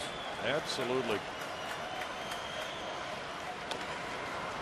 Just a good, smart veteran pitcher, and you go, well, he must have been wild with all those walks, but a lot of it is just an unwillingness to give in certain situations.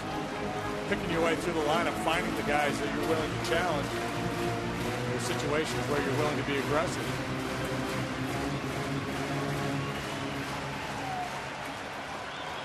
The Astros got a big bases loaded 2-run single from pitcher Bud Norris last night in the 11-4 win at Washington.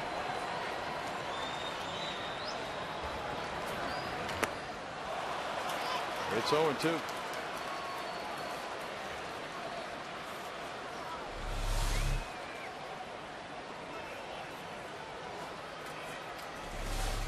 Bogusevic's on deck with the bases loaded here. He's gotten a lot of swings and misses on his soft stuff tonight. Curveball, the changeup.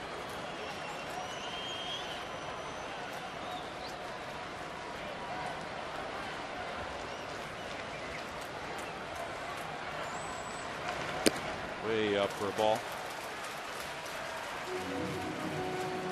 Dodgers about hit the Astros 8-4, including a Matt Kemp 2-run homer and a couple of doubles. The Astros have had 4 singles.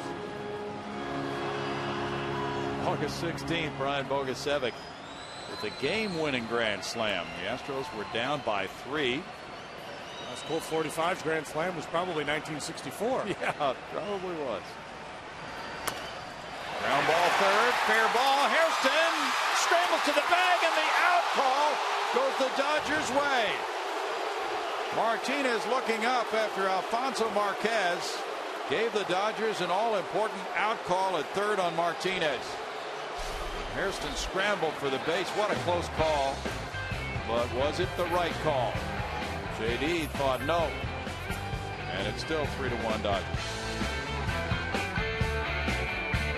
Over the Astros, time now to introduce you to our progressive fans of the game. I've got two kids with 2 great little stories. Chris came all the way from Louisiana, huge Astro fan, and you play a lot of baseball, a lot of positions. Yes, I do. Go ahead, you want to name them? Shortstop, second base, pitcher, catcher, left field, right field, and center. All of those positions all the way from Louisiana. And this is Aaron. Aaron's wearing his Colt 45 t-shirt. Turn around real quick. Dedicated Pops, 1926 to 2012. Tell us a little bit about that real quick. Well, on occasion, my grandfather, before he passed away a few months ago, he used to drive the Colt 45s when he drove the Metro bus for Houston for 38 years. And it was just really cool to hear the stories about him. Just before he passed, he told me about him. And, you know, I was kind of proud to make this shirt and have my family come down here and watch the game in memory of him. Well, and it's awesome to see the younger generation being able to look back and hear those stories and pass them on with the Colt 45. You guys are progressive fans of the game. Thank you so much for joining us, guys. Thanks, Patty. Win it for Pops. Yeah, interesting story there is James Loney, born after Colt 45 days here in Houston, has a 2-1 count. He doubled in the 4th. He's 1 for 2. Fly ball out to center field. Maxwell back a few steps. Big part of the yard. Let's take one more look at that play at third base. Jerry Hairston has really played a spectacular third base tonight. This time he knocks it down, scrambles, and boy, that is so close. At that angle there, it looked like JD beat him to the bag. One of the previous ones, and looked the other way around. So, oh, so close. That was difficult call. Yeah, that's. I mean, if you had instant replay, you still wouldn't be able to overrule it if you're using the football philosophy. Yeah. If the play on the field stands and you have to have conclusive evidence to overturn, you couldn't overturn that one regardless of which way it was called. 100 pitch mark for Jay Happ. A.J. Ellis takes number 101 for ball 2 low. Ellis is doubled and grounded out. Yeah, that's what we call a tie. Does a tie go the runner on a dive play at third base? 2-1 to count. Ted Lilly on deck. And Jay Happ will be due up third in the bottom of the inning. This is probably going to be his last frame.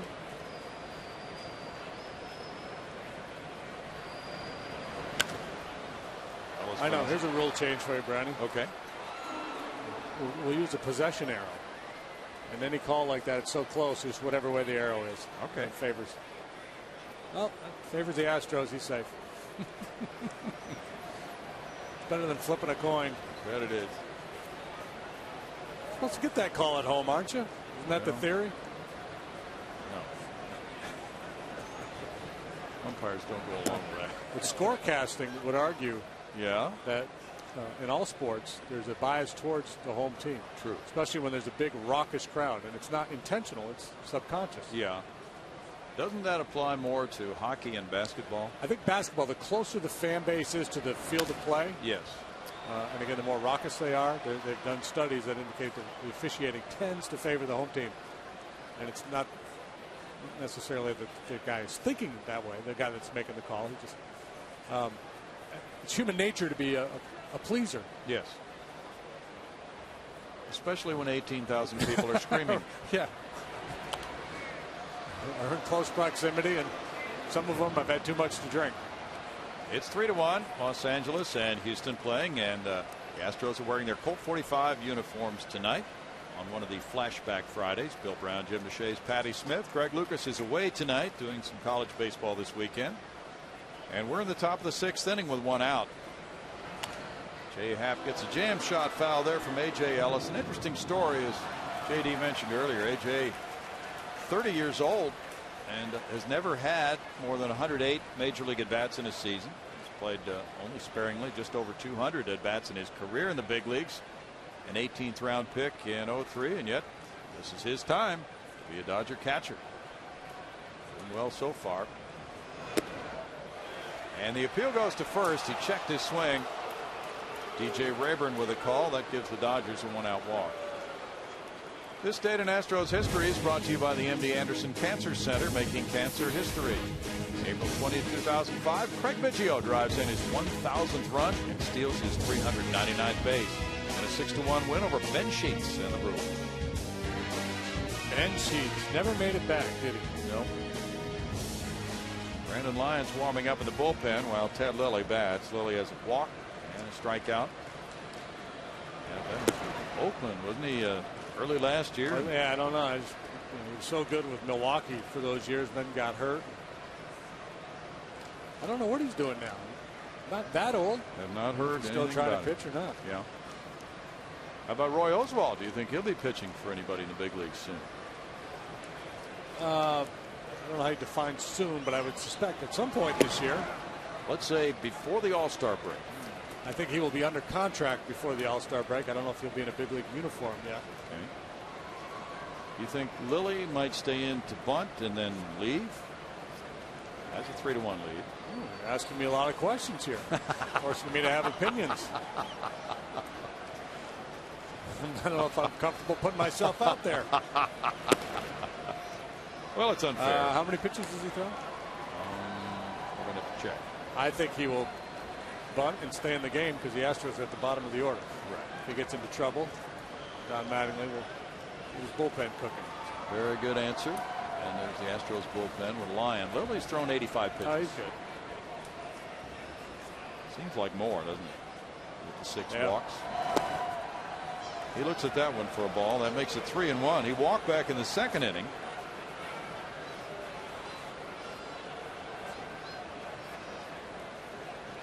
Yeah, he's a terrible hitter. So Jay in jeopardy of walking him twice just to throw your basic BP fastball right here. He bunts it and it goes out to Carlos Lee. He throws to Altuve. Sacrifice for Lilly. 2 outs.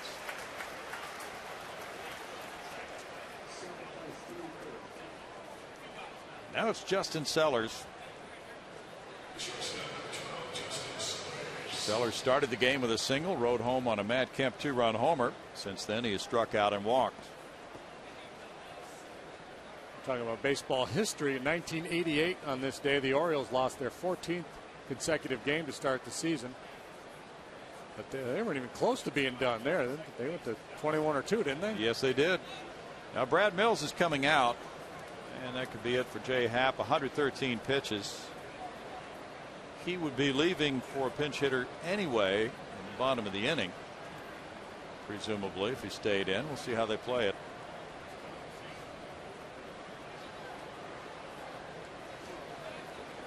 But he's staying in to face Sellers. That might be one of those situations. in which he would only ask to be facing one more, Sellers, and then if he got on, maybe a pitching change is made. The Astros bullpen is in pretty good shape with rest. 113 pitches for Howe. I'm not sure what that meeting was all about. It looked like Millsy was talking to the infielders. Okay. Or maybe just a time to buy a little time for a line, and perhaps he said, "Hey, make sure you leave your feet on a ground ball to the infielders." Just a little baseball 101. Just a little reminder.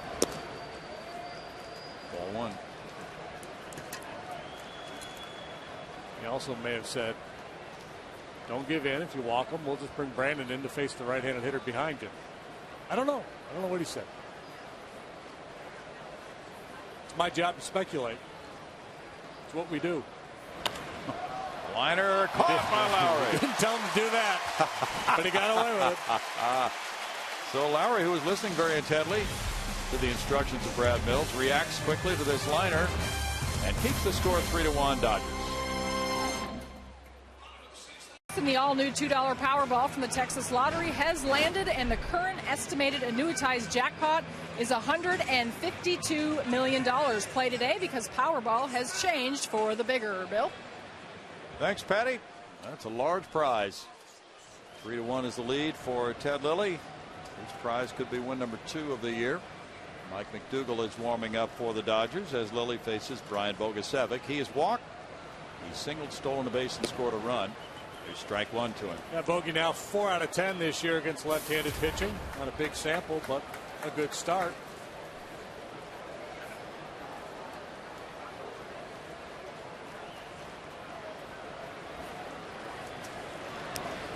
Hit by that pitch, and that gives the Astros a leadoff base runner in the 6th inning. Both these clubs with reasons to be frustrated with all the men they've left on base.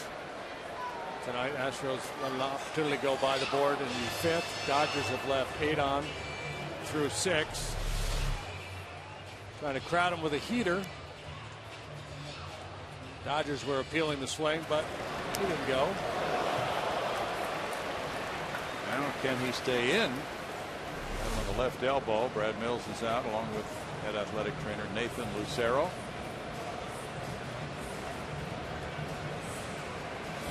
Marwin Gonzalez comes out to the on-deck circle. The Dodgers have a new trainer, Sue Falsone.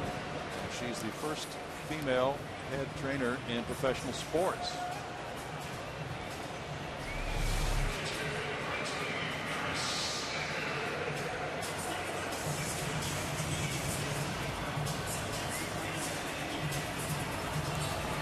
Painful way to get aboard.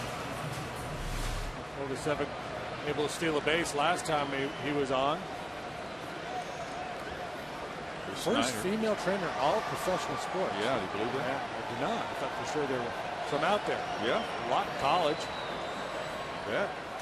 Snyder's 1 for 2. He drove in Bogasevic after Brian stole a base. There's ball.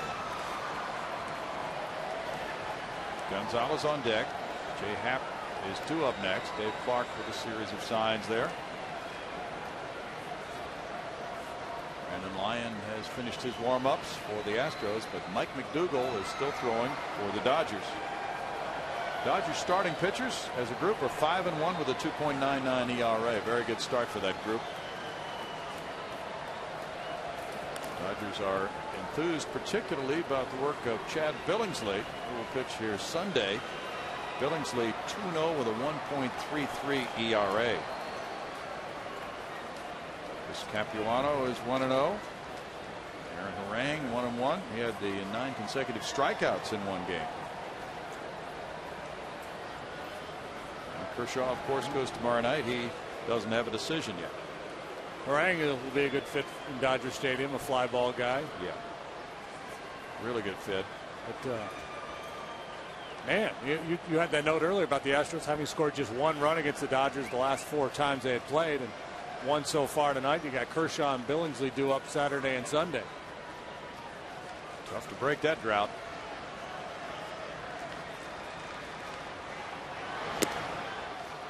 Snyder takes ball 2.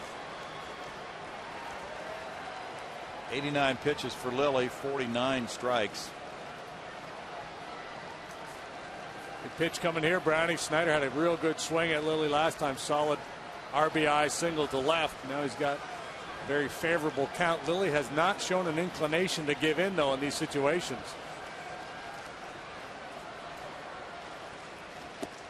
Inside, and Snyder patiently works the count to 3-0. Does most of his work away soft, and then every now and then will kind of sneak a heater by inside. Try to jam Snyder there, hoping to get a swing, but well off the plate, and Snyder able to lay off. McDougal working. Lilly was a 17-game winner in 08. That's his top victory season in the big leagues. Look at his year by year, though. I mean, every year it's 12, 14 wins. Yeah. 9 straight years in double figures in wins. There you have the last 5 of those.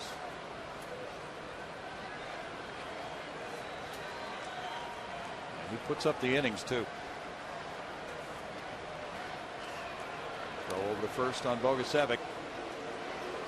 Giants lead the Mets 3-2. They're in the bottom of the 9th at Citi Field with Javier Lopez on the mound. It'll be interesting to see how Bruce Bochy manages that Giant bullpen without Brian Wilson now. Minnesota 5, Tampa Bay 4. They're in the top of the 9th in St. Petersburg. Ooh, yeah, there's the not giving in right there. The 3-1 changeup. That is something. I think what's really going to be interesting is to see what Brian Wilson's beard looks like when he comes off the DL. He's going to go into hiding, and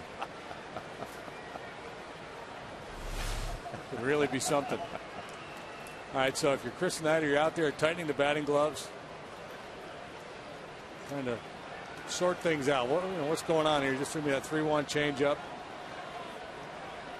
Well, you can't afford to think soft, but it wouldn't be surprising. It has to be. That's the thing. You can't sell out. Yeah, that's kind of Lilly's style, is to pull the string. He's behind. You're willing to take the walk if he doesn't give you something to swing at.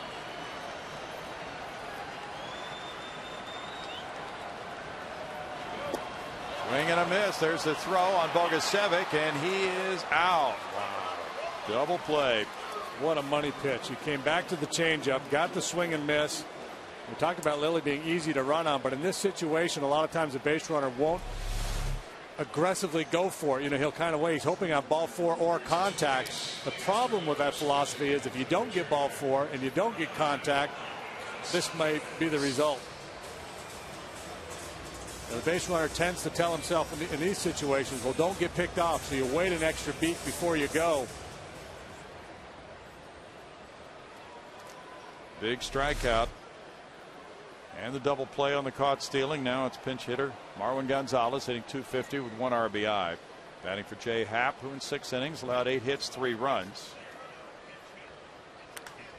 Fly ball to left field, pushes Rivera back. Rivera going deeper now. And in the 6th, it's no runs, no hits, and nobody left. 3-1 Dodgers.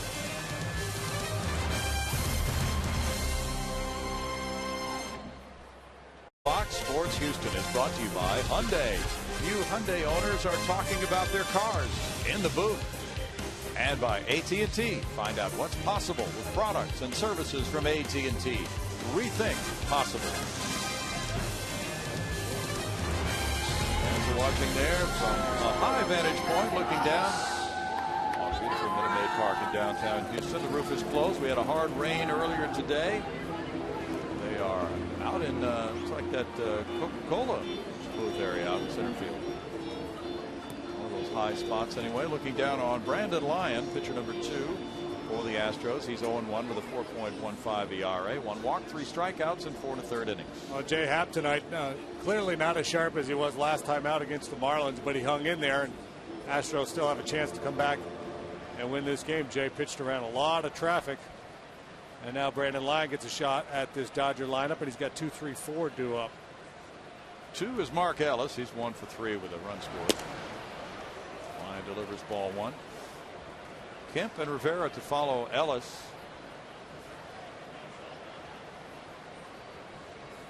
Lyon's last outing was at Washington on Monday. with 2 scoreless innings of relief. Fly ball, Bogusevic near the line in right, crossing over into foul ground. Altuve also went out, 1 out.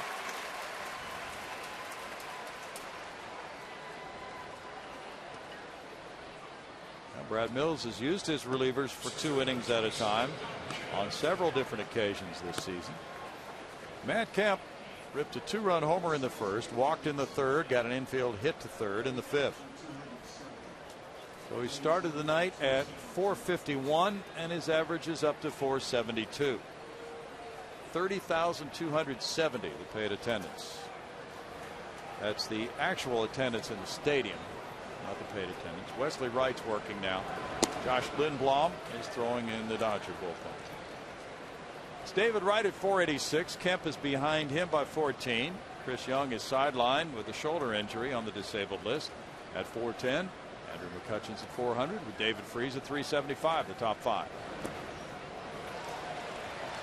No balls, 2 strikes to Kemp.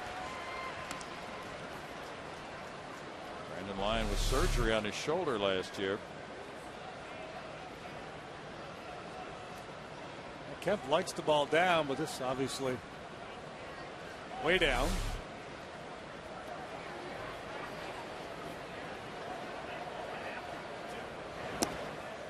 And he misses his mark a little bit, but that is a very good 0-2 pitch. Brandon probably didn't miss his mark, actually, JD. That's probably right where he wanted it.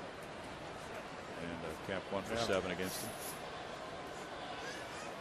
Yeah, I think you just got to remember to do your work inside. Get it in there. Didn't. Ball up the middle, and that's the 3rd hit of the night for Kemp. He's on for the 4th straight time in this game.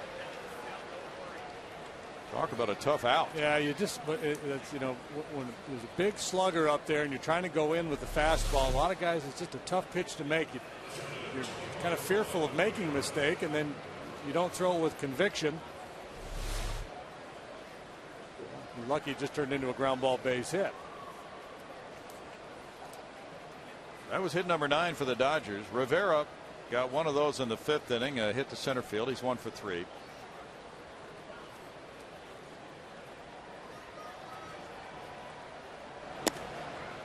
That's strike 1 call.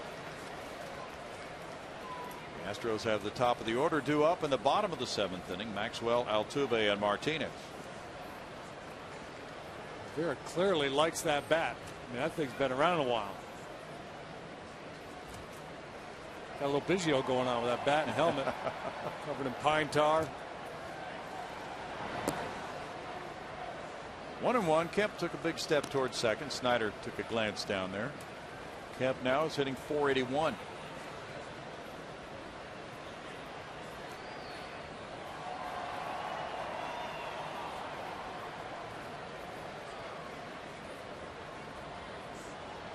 His OPS is over 1,400 for the season. Wilton Lopez is working now for Houston alongside Wesley Wright.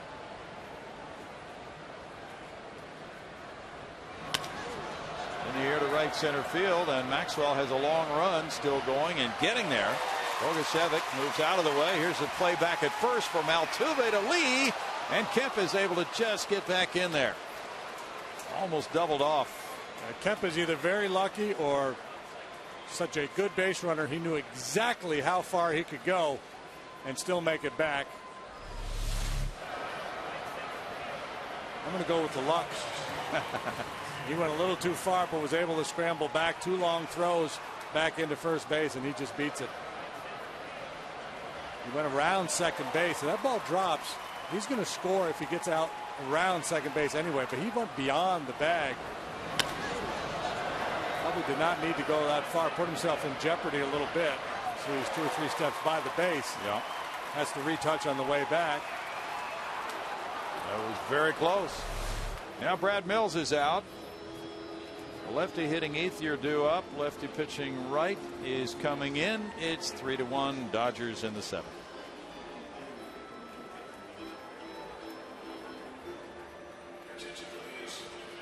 In town, the weekend of May 4th to the 6th against the Cardinals, and the Astros will help you get your Cinco de Mayo celebration started on Saturday, May 5th.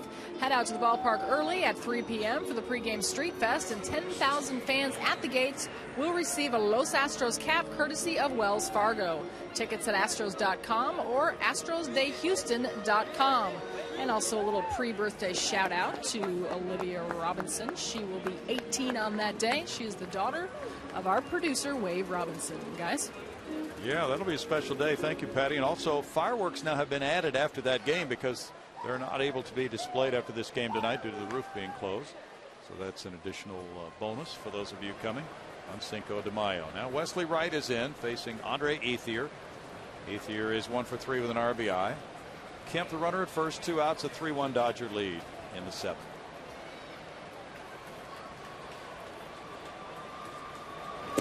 You get bonus points bringing the lefty in here. Obviously, you got the lefty against the dangerous hitter Ethier, and you neutralize him a little bit. Wesley Wright, left-handed hitter's 0 for 9 against him. So even though he's got the bloated ERA so far this year, he's been good for the most part against lefties. He's let a couple get off the hook with walks. Last year, just 1 out of 26 were left-handed batters against Wesley Wright. Plus, tightens up Kemp over there at first base a little bit with the lefty on the mound. Kemp's been going back to the bag the last 2 pitches as Wesley's delivered the ball. 1-1. The last 3 appearances, Wesley has faced only 1 batter.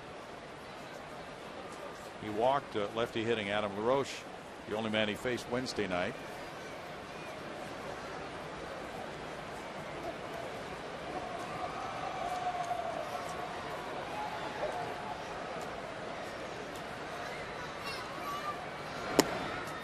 That one dots the outside corner, and it's 1-2 on Ethier. Los Angeles Angels of Anaheim have scored 2 in the bottom of the first. They're still batting, leading Baltimore 2-0. With Albert Pujols still home runless for this season. He almost hit one on last night, missed by a few inches. Those folks, yeah, we've seen them out at Brookwood.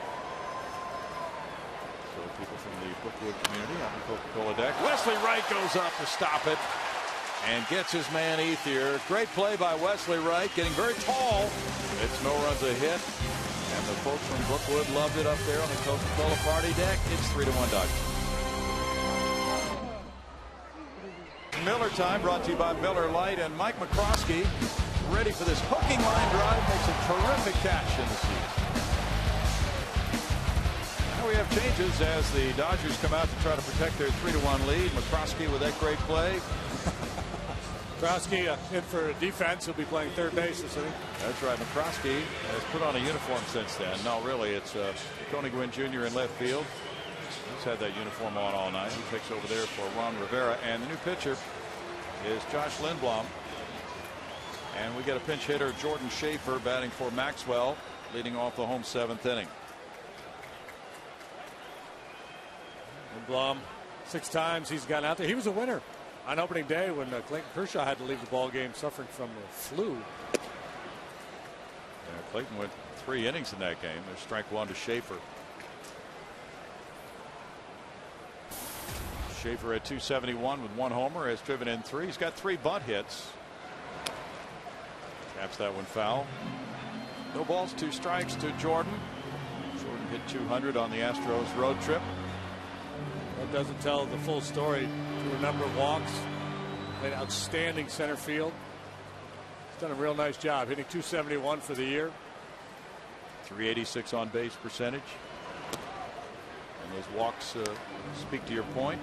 Meanwhile, we look in from that Coca-Cola party deck out there. High atop center field. Like we're flying in on a paper airplane. It really is. Trying to hump up for a little extra, casting that fastball high. He's got a good heater, fastball, curve slider, and a changeup. Cut his fastball from time to time. He can reach mid-90s. He is from Lafayette, Indiana. Went to Purdue. That's lined into right field. That's in for a hit. A pinch single for Jordan Schaefer gets it started here in the Astros 7th inning. Astros pinch hitters have done a very nice job so far this year. That was a little bit of a hanging changeup from Lindblom. Schaefer stayed back nicely.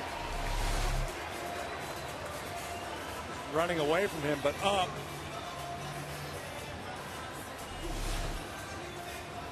Well, the Astros get another single. They've had no extra base hits tonight. Altuve has one of those 5 singles. That was in the 3rd inning. He tried to stretch it to a double, but he was thrown out. He's also walked, and he's stolen a base. Double play depth for Sellers and Mark Ellis. Hairston's in tight at 3rd for Altuve with Martinez on deck. Schaefer is a threat to steal. He is 6 out of 8 in stolen bases.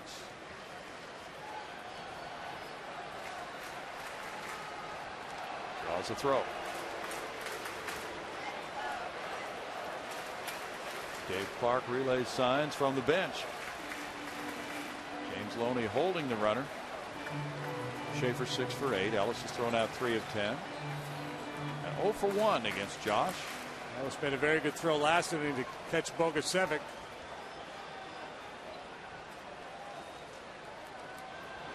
Kind of throw that may give you pause if you're thinking about trying to steal a base. And strike 1.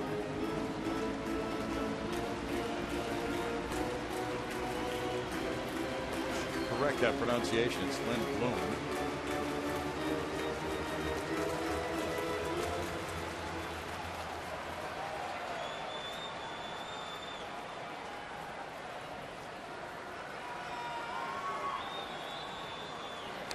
Quick throw to first again. They're really watching Schaefer very carefully.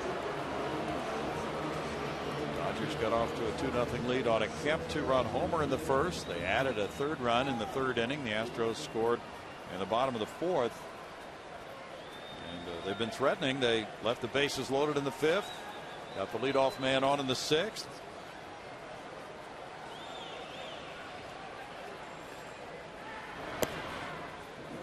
It's called a strike.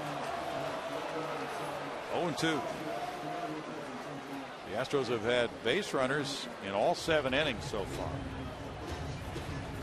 Both clubs have stranded 8 runners. Colorado 3, Milwaukee 3. They're in the bottom of the 7th at Milwaukee. Todd Helton hit his 2nd.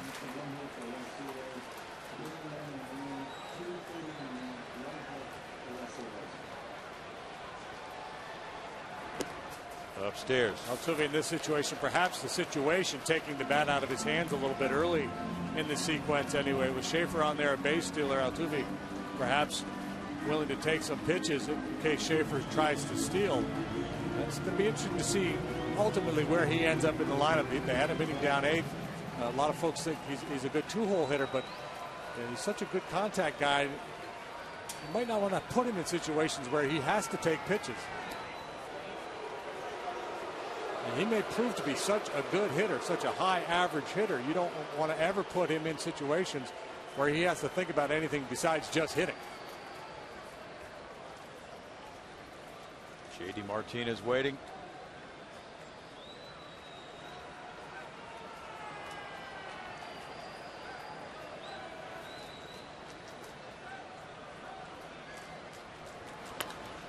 Altuve pops it up, but it'll be back into the crowd.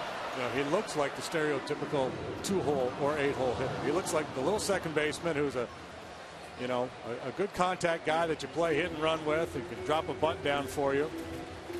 But this is a guy that hit 389 in the minor leagues last year. He's hitting 354 right now.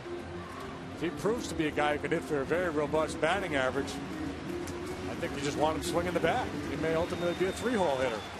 Well, yeah, Brad Mills said before the game tonight he had thought about leading him off tonight. Up the middle, Sellers there, steps on the bag and throws to complete the double play. 2 double plays in 2 innings for the Dodgers. Strikeout double play was huge in the 6th. Now this more garden variety 6-4-3 double play. A little cut fastball catches him out on the end of the bat. Soft little 1-hopper to Sellers. Turns it into an easy double play.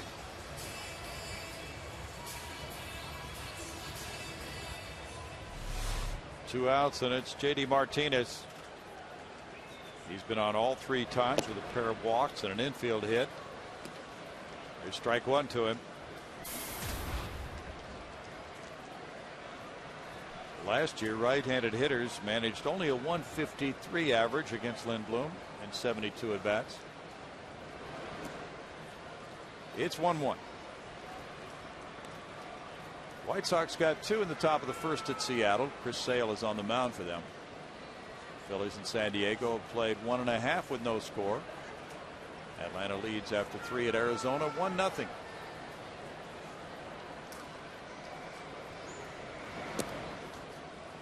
Two balls and a strike.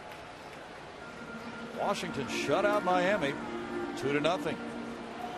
Ross Detweiler the winner. He's 2-0. He beat Carlos Zambrano. Henry Rodriguez got save number 4. Rick Ankiel hit a home. 2-2. Nationals are asserting themselves in the early going. Pitch, pitch, pitch. They do, don't they? 11-4 now. Astros AAA Oklahoma City club swept a doubleheader last night from Nashville. 4-3 and 4-2. They're now 11-4 to start the season. Jordan Lyles got the win in game 1. He's 3-0.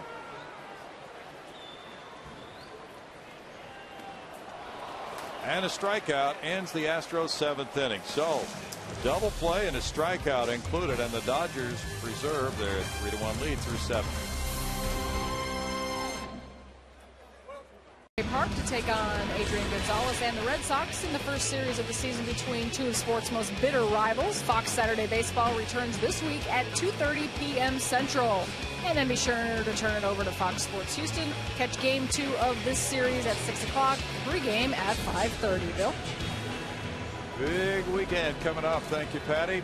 Right here, it's 3-1. The Dodgers on the front end of the weekend have built their lead. They're coming up in the 8th inning. Jordan Schaefer stays in to play center field after getting the pinch single. And on the mound, it's pitcher number 4 for the Astros tonight. Veteran right-hander Wilton Lopez looking to Hairston. Wilton 1-0 so far with a 2.16 ERA through 5 appearances. Worked an inning last night, a 1-2-3 7th inning in Washington. Only took him 9 pitches. There's ball 1.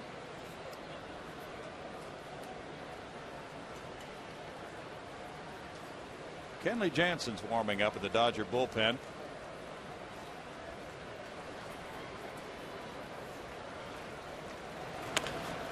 Bouncer behind third. Chris Johnson sets up, makes a strong throw. Well played by Johnson for the first out. The Astros have Lee, Johnson, and Lowry due up in the bottom of the 8th inning. James Loney doubled to left center in the 4th. He's 1 for 3 tonight.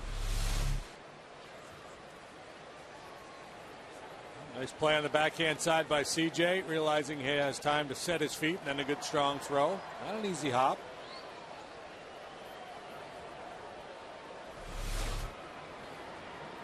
Loney, a first-round pick in 0-2 by the Dodgers. Looks at a pitch inside, ball 1. James, born in Houston, lives in Missouri City, went to Elkins High School where he hit .509 as a senior. He was the natural. 500, and he was a dominant pitcher too. That's right. I mean, the high school baseball in this area is really, really good. So to dominate like that is something else. Yeah. And he pitched here at Minute Maid Park in a playoff game. Pitched a 1-hit shutout.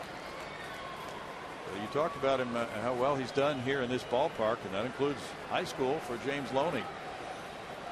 27 years old, .288 lifetime major league hitter.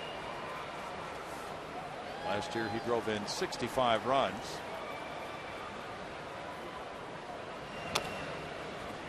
Taps that one foul, and it's a 1-ball 2-strike count.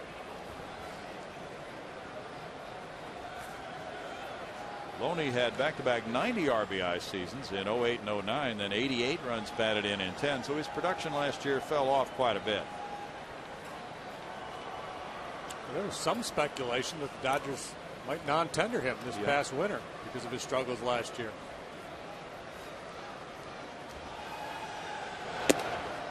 Well, he's been in that Kemp, Ethier, Loney triumvirate there, and sometimes players get lumped together and they don't always perform.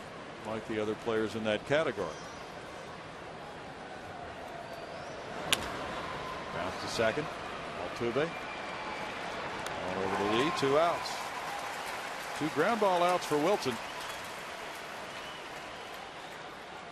He does a lot of that. Boy, he does.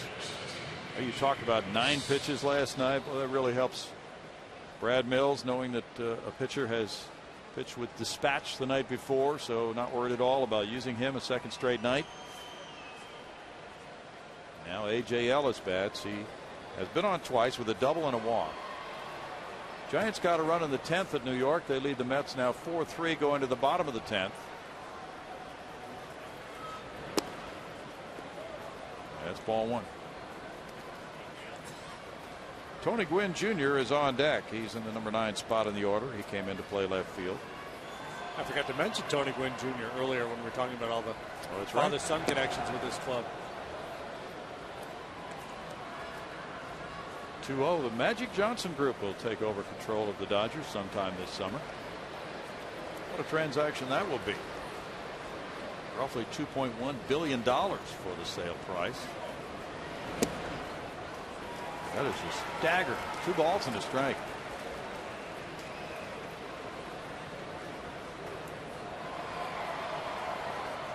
It's always nice to come back to beautiful Minute Maid Park. 2 spacious ballparks on the last trip in Miami and Washington. That's a close one. Snyder held it right there. Didn't get the call from Tom Hallian. And it's 3-1. Well, that's a big pitch for Wilton. If he can run that in on a right-handed batter, when he doesn't get a call, that changes the complexion of things. Didn't get the hitter to swing at it.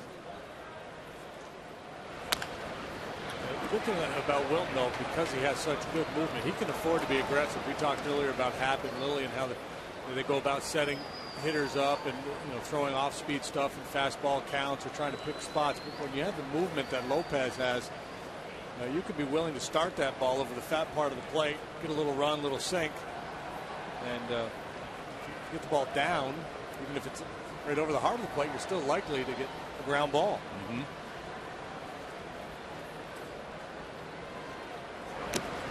And he gets a foul tip strikeout to end it in the 8th inning.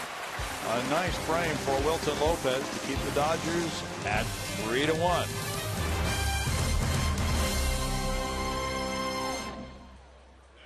Bottom of the 8th inning. Follow the Astros and with the MLB.com at bat 12 app for your iPhone, iPad, Android, and Windows Mobile. Get live audio, pitch tracking, video highlights, and more. You can follow the Astros at Astros.com. Text at bat to 31826 or visit Astros.com for details. Spirited crowd here on a Friday night at Minute Maid Park, hoping for something to erupt about. Kenley Jackson has come out of the bullpen. Kenley Jansen, rather. Kenley Jansen 2-0 with an ERA of 4. JD. It's a whole lot of right-hander right there. 6'5", about 260. He's a hard thrower. 2-0 with an ERA of 4. Former catcher. Converted to a pitcher from Curaçao. He was the catcher for the Dutch national team in the World Baseball Classic a few years back. Threw out Willie Tavares trying to steal a base to help secure a win. How about that? Interesting. Carlos Lee comes up. He is 0 for 2 with a walk. That's ball 1 from Kenley Jansen. Ted Lilly, the starter for the Dodgers, went 6 innings. He allowed 4 hits, 1 run, walked 6 and fanned 5. Kind of an unusual pitching line, but he's in line for win number 2 this season. Josh Lindblom had 1 inning, allowed 1 hit, no runs, with no walks and a strikeout. And now it's Jansen. Javi Guerra is the closer.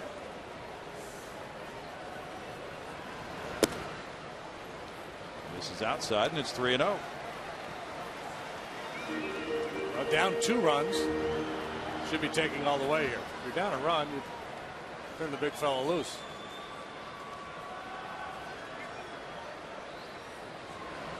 Wow. He takes a 4-pitch walk. Jansen all over the place. Walk number 7 for Dodger pitching tonight, and also a hit batsman.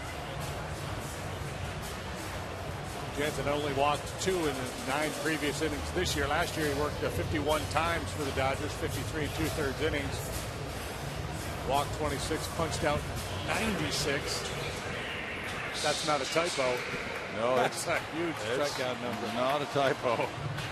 That really is. Well, this year opposing hitters are hitting 156 against him. Last year they hit 159 against him. Strikeout rate of 16.10 per 9 innings last year. That's a record pace, JD. We used to get excited about Wags when he was, what, 13, 14 per 9. Right. Chris Johnson's 0 for 2 with a walk. The walk is intentional. There's strike 1. Would you say if they took one of those player surveys and the question was which pitcher is the least likely to get charged on the mound, I think Kenley Jansen would get a lot of votes. He'd certainly be up there very high. You're right. Jonathan Broxton would have to be in that group. Yeah, when they had both those guys in the bullpen, it felt like you were playing the Packers, not the Dodgers. Fastball ties him up, and it's 0-2. Brett Myers getting loose. We'll see your Fulcino Peranto and give you Broxton Jansen. Myers going old school with the Sox tonight. I like it. It's a good look. David Carpenter on the right, doing some shadow pitching.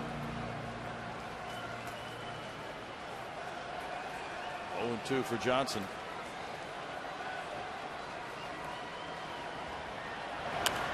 Fouls it back. Kenley Jansen is the major league leader in appearances. This is number 9 already. And those 14 strikeouts rank him in second place among major league relievers in the early going. You know, that was a major league record last year for Jansen with 16.1 strikeouts per 9 innings. Foul back. He too having a hard time making that pitch with the inside fastball, trying to throw it in on CJ. Threw a little cutter out over the plate. We talked about Lopez's ability to throw it over the fat part of the plate because of his movement. Jansen can afford to make some mistakes because he throws so hard.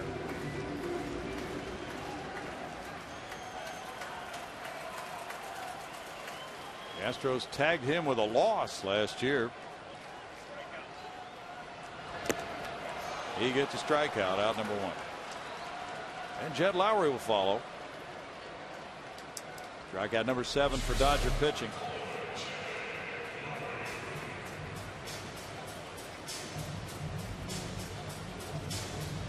Just above the happy zone. That ball down about mid-thigh. CJ could probably get to it, but up where it was, difficult to put wood on that riding fastball of Jansen. Only clocked at 93, but that one pretty lively. Lowry 0 for 3 tonight.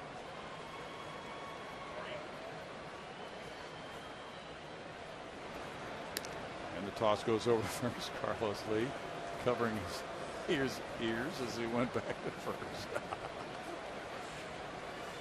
Carlos is going to have fun. You know that. Just in case Kenley's coming over with one of those 96-mile-an-hour cutters, he's going to protect himself. It's in the strike zone. It's 0-1 to Lowry.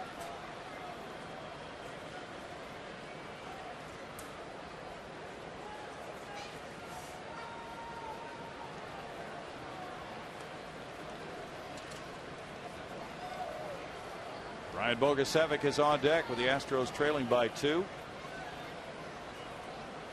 And that one is a strike call to make it 0-2.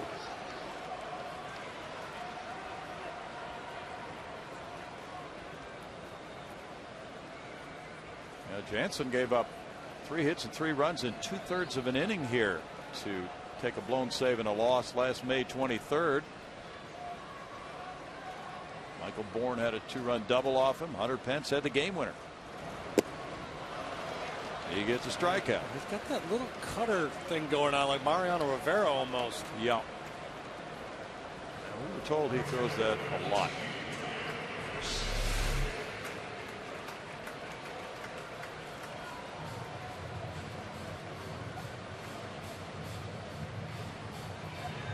You know, we saw that number on right-handed batters against him. He's no day at the beach for lefties either. that late action. Bogusevic has been on all 3 times, a walk, a single, and a hit by pitch. And the challenge is to get him down, get the ball down a little bit where you can get the barrel on it, do something with it. Just hard to be quick enough to get on top of that high riding fastball. Saw it with CJ and again with Lowry. Ball 1. In the Dodger ninth, it'll be Gwynn, Sellers, and Ellis due up.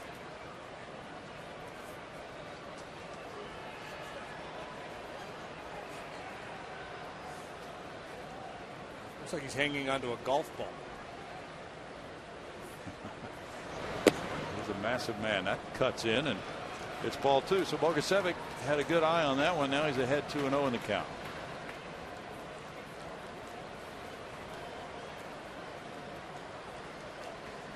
The Astros have been out hit 9-5, and the game started with a Matt Kemp first inning homer, a 2-run shot. Dodgers have led ever since the 3rd batter. A little bit off to get that one in there. Would have been a good one to take a whack at. 2-1 to Bogey.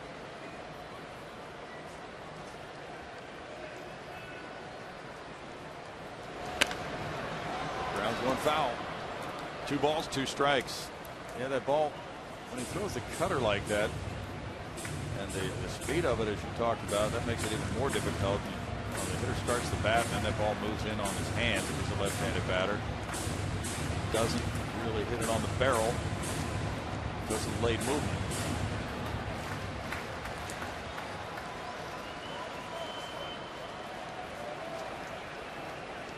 Colorado's batting in the ninth, tied 3-3 at Milwaukee. Strike 3. Jansen, after a leadoff walk, strikes out the side. We go to the 9th inning, and it's 3-1 Dodgers.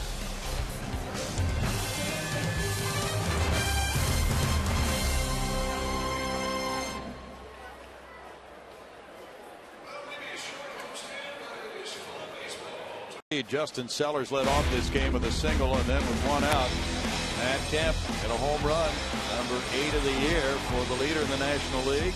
It was 2-0 very quickly. Andre Ethier came up with a base hit in the 3rd inning. That made it a 3-0 lead. And it was 3-1 on the single with 2 outs in the 4th by Chris Snyder, scoring Brian Bogusevic, who started the rally with a single and had stolen a base. That's where it has stayed since then. No scoring since the 4th inning, and now we go to the 9th, and the Astros have David Carpenter on the mound. JD. 2 plays stand out. The Altuve not scoring on the fly ball to left field. He opted not to go in the 5th, and then the play Hairston made to force J.D. Martinez at 3rd to end that inning with the bases loaded. A bang play that could have gone either way. So unless the Astros mount a rally in the bottom of the 9th, the Kemp home run, the difference maker in this game. Tony Gwynn Jr. is first up here in the 9th inning, a .235 hitter with 2 runs batted in. Gwynn's had 17 at bats.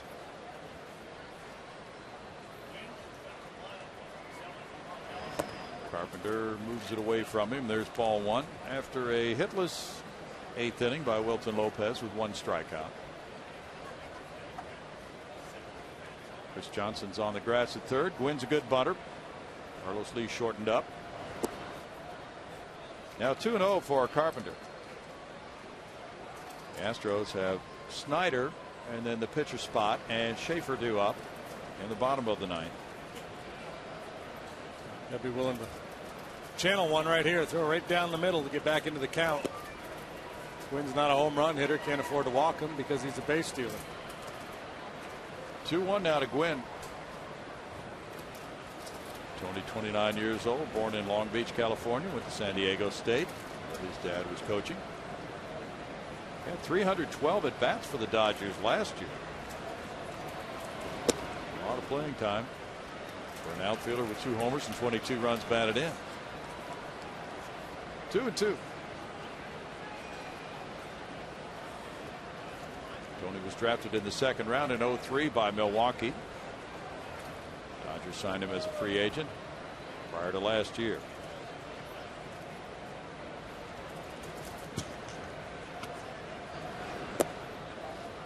Carpenter misses with the slider down low, and it's a full count now.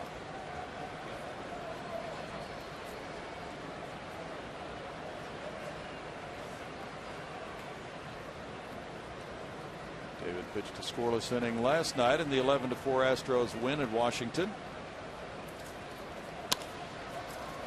Backhanded Lowry. He throws off balance to Lee, who stretches and gets him. Wow. Pretty play by Jed Lowry. That swing is right out of the DNA. Tony Gwynn Jr. trying to exploit that 5-6 hole between short and third that his father did so well for so many years, but Jed Lowry's just not going to let it happen. Very nice backhanded play, and then a strong throw to get the speedy Gwynn. Not the mighty Gwynn, but the speedy Gwynn. By that much. Carlos stretching out. Well done by Lowry in the hole for out number 1. Justin Sellers has been on twice, a single and a walk. Lowry snagged his high liner last time.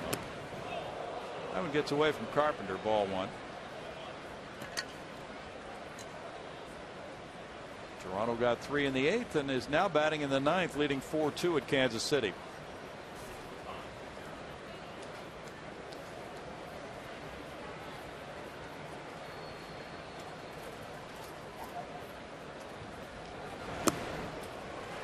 One ball and 1 strike for Carpenter. He's pitcher number 5 for the Astros tonight. It's Clayton Kershaw and Kyle Weiland here tomorrow night. A 6:05 start. What did Weiland do? Who'd he annoy? Didn't he get Strasburg in his last start? Yeah, now he gets Kershaw. In a bad spot in that rotation, isn't he? Golly. File a grievance. 2-1. Great to see Hall of Famer Monty Irvin out tonight. There's Kyle, and Kershaw his mound opponent tomorrow night. 5:30 airtime on FS Houston. Sunday it's 12:30 for Billingsley and Wandy. Now 3 balls and a strike. Yeah, Monty Irvin was out to celebrate Jackie Robinson Day here. I got Monty Irvin's autograph at the Hall of Fame. Oh, years really? and years and years ago. Yeah. When I was a kid. Terrific person. That is a strike. That's 3-2. He's done so much for baseball. There was a special pregame reception. Justin Maxwell, Wesley Wright, Dave Clark, Bobby Meacham, Jimmy Wynn were here. Get together with the Texas Southern University debate team to speak about Jackie Robinson's immeasurable footprint.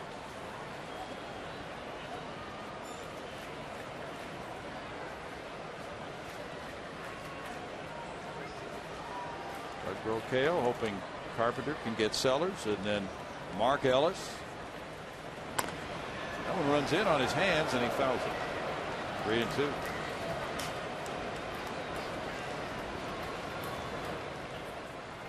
Well, the Astros have been in every game they've played this year. They're 5-8, but they've lost 4 in a row by 1 run.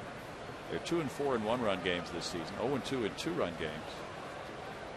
So 8 of the 13 have been decided by 1 or 2. Javi Guerra is warming up as the Dodgers lead by 2. Slider throws him. Sellers caught looking, 2 outs. Tom Hallion liked that pitch. Yeah, get after it, Tom.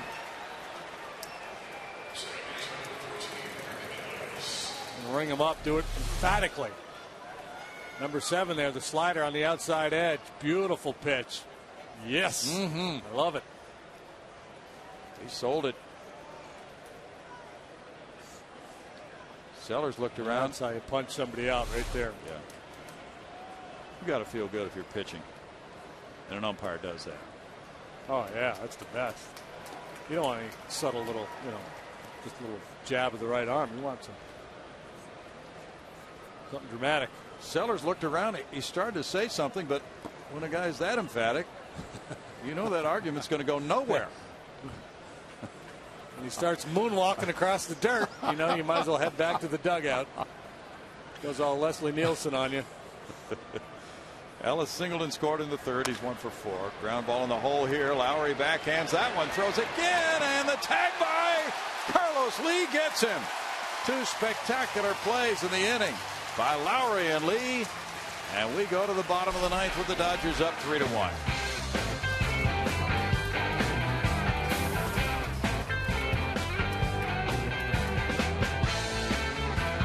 Brought to you by by the Progressive Insurance Group. For a money-saving car insurance quote, call 1-800-PROGRESSIVE today. Well, the rain has moved through downtown Houston. Luke has been on all night after that heavy rain this afternoon. Now the Astros and their fans hoping it can rain some hits and runs in the bottom of the ninth inning. They trail 3-1. They got their run in the fourth. There has not been any scoring in this game since the fourth. The Matt Kemp 2-run homer in the first got the Dodgers out in front. They added to it with a single by Ethier in the third. And their pitching staff has been solid. Lilly for 6, Lindblom, Jansen, and now Javi Guerra, the closer.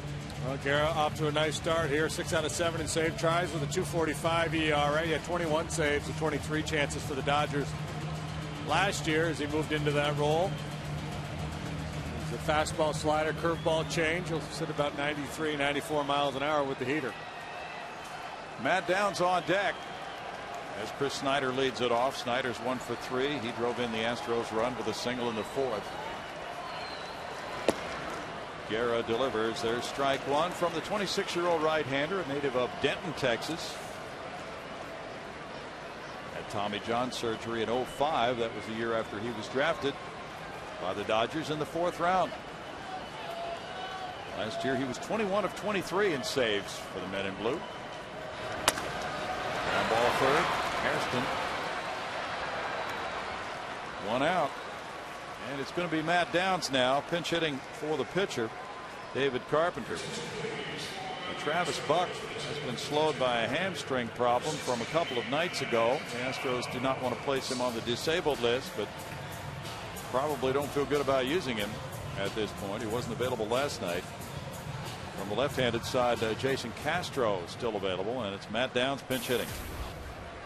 2 for 11, and he was the starting third baseman last night. That's when he got those 2 hits. He had an RBI triple and a double and scored 2 runs last night.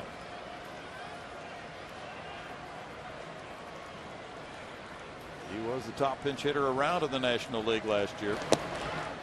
Guerra delivers strike one.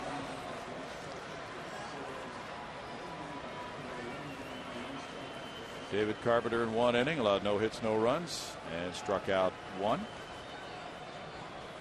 Solid work by the Astros bullpen tonight. Dodgers did not score after the third. Jay Happ hung in there, pitched around some traffic. Bullpen in 3 innings, allowing just the 1 base runner. Javi Guerra got his first major league save here at Houston last May 24th, holding on to a 5-4 lead with a hitless inning. Foul back. 1-2 to Matt Downs, and then Javi got his second major league save in Los Angeles against the Astros June 19th. Before the season, he pitched 4 times against the Astros, 4 innings, no hits, no runs allowed.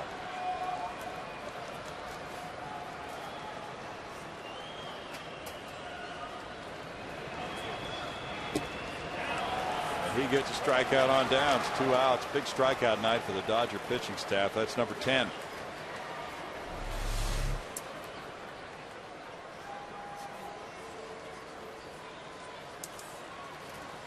Yeah, well, it's kind of funny because after the game in Washington last night, conventional thinking is, well, they broke out in a big way, had all those triples, all those hits. Well, that's going to carry over. It doesn't carry over. One of those baseball myths. Carry over if the pitcher the next night is not very good. Jordan Schaefer came off the bench, delivered a hit in the 7th inning. There's strike 1 to him. He tries to reach for Jose Altuve. Bloop and a blast. Better yet, a bloop and a blast. That would work. With J.D. Martinez providing the blast.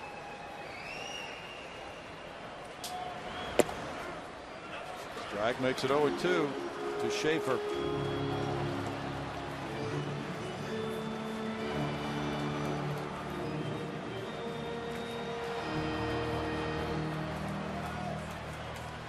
The Astros were 3-3 at home to open the season before they went on this road trip, which ended last night. 1-2. 1-2 of 3 from the Rockies to open the season. Got one of those wins in their final at bat in the bottom of the 8th. They love to start a fire here with 2 outs in the bottom of the 9th and pull this one out.